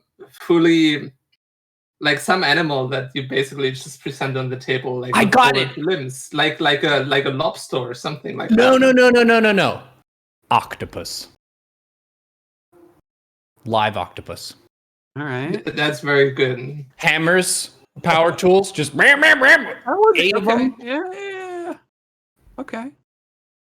And that would be a sentient food, I guess, because you do eat octopuses live. Here, at least. That's a Neuro hack the system. All right. You win. All right. Thank you, Say Zero. Rip Exodus asks, Would you consider EMP versus Protoss a form of damage? Why or why not? I would 100% because it removes so much basically HP off the unit. You can use it on buildings too, and I mean buildings you could stack it more because buildings have a lot higher shield counts than units do. But you can effectively rip off like half, if not like anywhere between like 25% to like 50% of a unit's HP by EMPing it. So it's definitely damage. Okay. I don't really think of it as damage. I think of it as EMP that removes shields, but because obviously if you launch it onto something that's already taken damage, then it's going to do less. So it's kind of like a timing based thing, I guess. All right. Thank you for the question, Rip Exodus.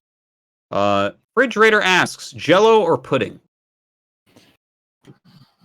Pudding, of course. Pudding. Jello is disgusting. Oh, what? No, it's Jello. Whoa. Pudding. Okay. Yeah, no, 3 puddings I thought we versus were Zerg Jello. players. I'm going to bat for Team Jello. No, it's good. It's good, man. I grew up on that stuff. It's delicious. So sick. No, I don't care for Jello so much, but chocolate pudding, that was my jive as a child. That was my favorite dessert. Loved it. All right, thanks for the question. Optional player asks, may someone please make a compilation video of every time Tastes says, hold up, in a broadcast. I feel there's 6 years of that content in 1 week of GSL and ASL VODs. Peace, love, and death metal. All right, thank you, optional player. None of us are going to make that video, but maybe somebody will. Some drunk Canadian asks, what is your guilty pleasure and what about it comforts you? How often do you indulge? Doesn't have to be food, can be anything. Sending much love from 49.2827 degrees north, 123.1207 degrees west, Vancouver, BC. Your guilty pleasure comforts you. Mine's Doritos. Every time I'm at the store, I always look at them and I'm like, okay, maybe I'm gonna buy them this time. But no, I'm like, I usually am pretty disciplined about it. Like, no, I won't do it. But every once in a while, I do it, and then I just eat half the bag, if not more, almost all the bag, like watching a movie or something. So definitely Doritos for me. Yeah, I think for me it's a Coke. Like, actually, it went so far at some point that I went to the grocery store and bought a bottle of Coke while bringing home groceries to the family, where I just like secretly drank like a tiny bottle of Coke on my way home. I didn't want anybody to know. Wonderful. Salt and vinegar chips. Sometimes when I'm driving around at the gas station, that just strikes me. It's not something I get regularly, and it makes me really dehydrated, but sometimes I just want that. I like sour cream and onion chips, but they don't really have sour cream and onion chips out here, so it's so rare that I get them nowadays, but God, they're good. All right. Thanks, some drunk Canadian. All right, couple more here. Zip asks, hello, wonderful humans. I'm interested in the psychology and physiology of competition. I beat ladder anxiety, but tournaments still get to me. What do you experience when going into a StarCraft competition? How do you cope with it? Well, first of all, you're on the right path. You're participating. For a lot of people, that's actually like a barrier that many people don't break because they do one tournament and they think it's too stressful. It's just a lot of it is just training. The more often you will do something, the more comfortable you will feel in that, right? Like, it is very different from a ladder game, but you've played ladder games probably thousands of times, and I don't know how many tournaments you've played, right? So it's a bit of a new experience. And take your time, realize in the end, especially on the level that you're probably playing to, the consequence of losing is no different than the consequence of losing a ladder game. Your main experience, your main motivation should be at the beginning to learn from the tournaments. So every loss is an opportunity, and try to keep that in mind to just have a more relaxed mindset for when you're participating in the tournaments. When I first started, I just tried to tell myself, I actually would tell myself it's just like a ladder game when I actually experienced stress, like when I first started. And I would actually try to recreate as many situations as I could for like artificially, like where it was like I would listen to a certain playlist that I would like that I was into on like my ladder sessions for that month or whatever. I would just make myself convinced it felt like ladder, so you would get rid of all the stress that in like the pressure. I mean, because you do know it is a tournament game, but if you overindulge in that and you like really realize you're starting to play bad because of nerves and everything, if you just kind of psych yourself out by the just kind of like trick yourself by thinking it's not actually a tournament anymore, it's just ladder, just convince yourself that it is, that it, I don't know, I feel like you'll probably cope easier when you first start. There's a point regarding psychology and how stress and anxiety have been framed. For a lot of the 80s, 90s, and aughts, stress has been seen as something that is bad for your health. So people will get into a situation that's more stressful, like you're streaming and you get a big raid, or you're competing in a tournament. You feel the stress and you think to yourself, I'm stressed, that's a problem. And then you get stressed that you realize that you're experiencing a problem, and it kind of feeds onto itself. So the new way of looking at stress is that it's your friend that energizes you and indicates that something important is happening. So you should be a little bit hyped up. And I think by accepting that stress and not freaking out about it and saying, yep, I'm stressed, I should be stressed. I mean, it's a tournament and my competitors are also stressed. So this is part of the environment that we're all experiencing together. And that's part of the competition as well. It's not just who can play StarCraft better in a neutral, low stress capacity. It's who can play StarCraft better right here, right now, in this venue, in this location. And that's a situation when you can think about it like putting in laps at a higher altitude. So you're still doing the same StarCraft stuff, but the pressure is higher. Everyone else is fighting on that same plane as well. And as you experience it on that level, you get more experience and you're less shocked by it. I think Cyril may have been an example of someone who was really successful online, but he didn't really break out in offline tournaments. But once that environment became comfortable to him, he just crushed. What helps me a lot too is to take as much agency as possible in tournaments. Don't be the person who waits to be messaged by the other person. Like, message the other person. Be the person who hosts the lobby, like who engages the other person in starting lobby. That way it feels like you're the one who's in control. And small things like that can really add up to make you feel more comfortable. For me, I found two things have really helped me out. One is the breathing thing that we already talked about. That kind of helps to calm me. Also, I think you have to give yourself permission to be worse than your opponent, to have them outplay you and to beat you. I find that when I'm willing to put myself on the line in a tournament game, I do a billion times better, but it's scary because if you're like, okay, I'm going to use my best strategy, I'm going to relax and do it as best I can. The thing is, if you do all that, there's already, in my opinion, there's no excuse in a tournament. There's no fucking excuse. You win or you lose. That's it. You're in a certain condition, and so you have to prove yourself. But like, if you go to a tournament and you're just like cheesing or something, you're like, well, I'm just going to cheese here. It's like you're kind of protecting your ego. But if you allow yourself to do your absolute best and then you lose, that's kind of like, well, dude, there's no excuse here. You did your best and you lost. This guy's better. That's it. But I find, when I allow myself to be like, this could be very disappointing at the end, I do much better in tournaments in general. I would also add to that finally and say, in a tournament, I feel like, I'm not saying to be the guy that like floats a command center into the corner of the map, just waits till it gets killed, but don't give up when you think it might be over, because I've actually played many tournament games where I've been so like, I think I'm dead, and then suddenly things happen and my opponents make mistakes and I'm back in the game again. I'm like, okay, well, I'm actually not dead and I have a chance, and then sometimes you throw the game away because people tend to also, when they get ahead in games and tournaments, especially if they're newer to competing, they tend to throw the game away a lot because they get overeager and they're like, I'm going to end it now. So just be patient with it and just play it out, do your best, and get as much experience as you can from it. Don't GG out way too early. The player with the lead can throw the game at any point. Very, very true. Good luck, Zip, in your up-and-coming competitions. All right, 2 more questions. Alessandro asks, there are a lot of good recipes going around lately with all of us stuck at home. Jamie Oliver's family-friendly froyo recipe. Slice 2 ripe whole bananas into 3-centimeter chunks. Squeeze lime over the bananas. Freeze 12 hours. Blend. Add 3 tablespoons yogurt. Blend. Add delicious chocolate toppings. Well, it's not a question, but it sounds Very delicious.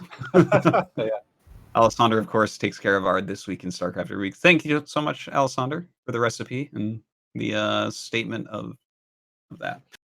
All right, last question. Sergeant Blano asks, with Scarlet's incredible display of cheese strats, what is your favorite type of cheese, both in StarCraft and from the grocery store? My favorite type of cheese was back in Wings of Liberty when you had close by ground spawn maps and you get like a ZVZ series that lasts all of 4 minutes. You're like, all right, well, series is over. Each game was 90 seconds to 2 minutes. Like Metalopolis was like the main one I remember. Like so many Zerg series were just like, oh, I'm getting a 9 pooled or 8 pooled or something like that, and the game just ends. And I'm an easy to please guy. Probably mozzarella for me. I'm a mozzarella guy. All right. I like cannon rushes, both in PvP and PvZ. I just really enjoy when in GSL when someone goes cannon rush. I don't know why, because I hate playing against them. I hate doing them, but I love watching it. Like when Parton does a cannon rush, I just get so happy, excited.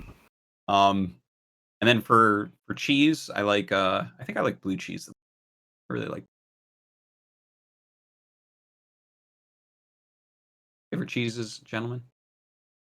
In StarCraft, one of the ones that's the most satisfying for me is the opposite side of the cannon rush. When someone is cannon rushing you and you end up busting out with Nidus, you take bases on the map and the whole match is really wonky. That's a really fun one for the viewers to see. It's stressful and annoying to deal with the Immortals and the Prism and stuff, but when you win from an annoying situation, it feels that much better. And then for cheese to eat, if it's a sandwich or something, pepper jack. Yeah, pepper jack's good. I like in CVT. It's, I don't know if most people would call it a cheese, but if you're in a situation where you're super far behind, but you can get burrow out, and sometimes I get it much earlier than other players, and just like put banelings in almost bizarre situations, like maybe you see a scan go down and you just burrow the next set of banelings literally like 1 pixel behind the scan. So in a way it's super obvious, but a lot of times it still works out and you just manage to come back and like blow up a Terran army. And the cheesiest thing I do when it comes to that is sometimes if I'm super far behind, I try to base trade and take out all the orbital command centers. And then they have a way bigger army than you do, but you have like 8 banelings and they just can't move around anymore. So they're just going to lose their army over time against burrowed banelings because there's no scans. And my favorite cheese from the grocery store would be Manchego. All right. Hey, good taste, everybody. Well, that does it for our Patreon questions. Thank you, Sergeant Blano, for that last one. Thank you, everyone, for asking those questions and supporting us on Patreon. Especially, we now have a God tier supporter at $1,000. It's crazy. Rip Exodus. Thank you so much. Is completed with that big kind of Patreon support. Completed those 2 things. We're gonna have Tasis on the podcast, and we're gonna have a Korean Pro Gamer too. So thank you much, and of course our $100 tier: Mannered, Field of Sins, Lazy Bipolar Bear, VDEC, Astrofin, and Shane. And of course, everyone that supports the Pylon Show. Thank you guys so much. If you'd like to support the Pylon Show, check out patreon.com/the Pylon Show. Yeah, and also check out our Matcherino, matcherino.com/the Pylon Show. Our code this week is Apple Pie. It's Apple Pie something or other, day, week, month, who knows. But type in Apple Pie there. And if you have any merch ideas, send them in. We're trying to get some new, better stuff. And guys, I want to thank you 3 for coming on. This was a great episode. I feel like I learned a lot, and I hope everyone thinks highly of their health in the future and considers a lot of the things you guys have said. But before we go, why don't you guys tell everybody where they can find you, what you'd like them to think about or see. Neuro, let's start with you. So I have an amazing and fancy link tree that Cobra Venom did. Cobra Venom is the beast production god who's making a lot of this magic happen live for you. Linktree has all my cool stuff. It's got YouTube, Twitch. I have podcasts. I have, what else? A website. I tweet sometimes, and if there's juicy drama, sometimes I reply to that. I have a StarCraft Discord that has matchup chats that were recently added. ZVT, ZVP, ZVZ. If you want to talk with people about how to approach those and how to learn the game over time, that's a really good place to meet some helpful people. I post weekly replay packs to my Patreon page. patreon.com/neurozerg. Those are all free and public posts. It's just a nice way to organize all of my high value learning content. The next piece of content I'm doing for solo podcast is an episode on the psychology of gaming, maintaining a healthy balance. With our limited time in current year, it's really important to be mindful of how much time you can responsibly game. What kind of games you want to play that you consider to be fun and also productive? Maybe you don't get enough social time. Maybe you want to play a social game. Maybe you feel like you haven't been able to prove something about yourself. You want to try to shoot for the next league in StarCraft ladder.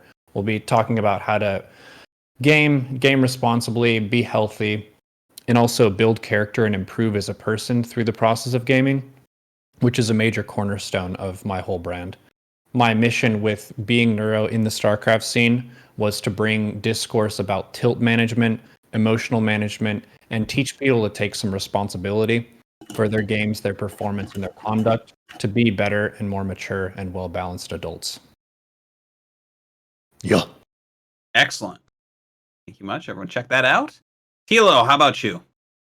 Where do you want people to check out? I'm going to post my Instagram because I want to try to build that a little bit more. I don't post enough on it, but I'm trying to get better. And yeah, like everybody's like on their own little world at the moment. So I'm going to try to share a little bit more of my world with you, and hopefully you'll. Great. All right. And ViBE, where can people see more of you? If you guys check out my my Twitch page, twitch.tv/VibeLOL, that has basically everything I do linked with it down below, like the information spot. I have a Twitter, I have a YouTube, pretty much active on everything. And the link for all of those is VibeLOL. You just, whatever the website link is, /VibeLOL. And yeah, man, I'm always streaming like literally every day. I think this is actually like 30 days now, or I haven't taken a day off, and I'm going to be streaming again after the show. So you guys can always come and check out the stream, say hi. And don't forget that StarCraft II is a very competitive game, and it's very, very 1v1 centric. That's what it's mainly designed around, I feel like. So it's very competitive, and if you never need to take a break, don't forget there's also other games out there that you can also play with your buddies and get like a nice refresher with just spending time with other people. So don't be too isolated. There you go. All right. Well, thank you guys once again, and a big thanks to the Pylon team. Without them, the show would absolutely not be possible to create. So big cheers. You can check out more on the Pylon show. Check out the link tree, linktr.ee/the Pylon show. And that'll have all the links and everything that you really need. And hey, you know what? If you listen to this in podcast form, leave us a review. Some stars down there. You choose. All right? You think that this show sucks? Why are you listening to it? Get the fuck out of here. You think it's great? Leave 5 stars. Yeah. So there you go. And of course, you can check it out on ArtosisTV on YouTube. And as far as I go, I mean, I'll be back streaming tomorrow. I stream super regularly, so big thanks to everyone who drops by, follows, subs, and all that. Really appreciate you guys. I saw Montian gifted some subs during this, so thanks so much, and some bits. Appreciate it. Yeah, so that's just about it. Just a really quick announcement. Next week, we won't have the Pylon show because our producer, Cobra, is moving. So just can't really do it. He'll be on the road. But we'll be back the week after that, God willing, or, well, Cobra willing. Don't drive and produce talk shows, people. Yes, don't do that. You don't want to do that in a car in the middle of the country or something. So yeah, thanks everyone for watching, and we will see you next time. GG.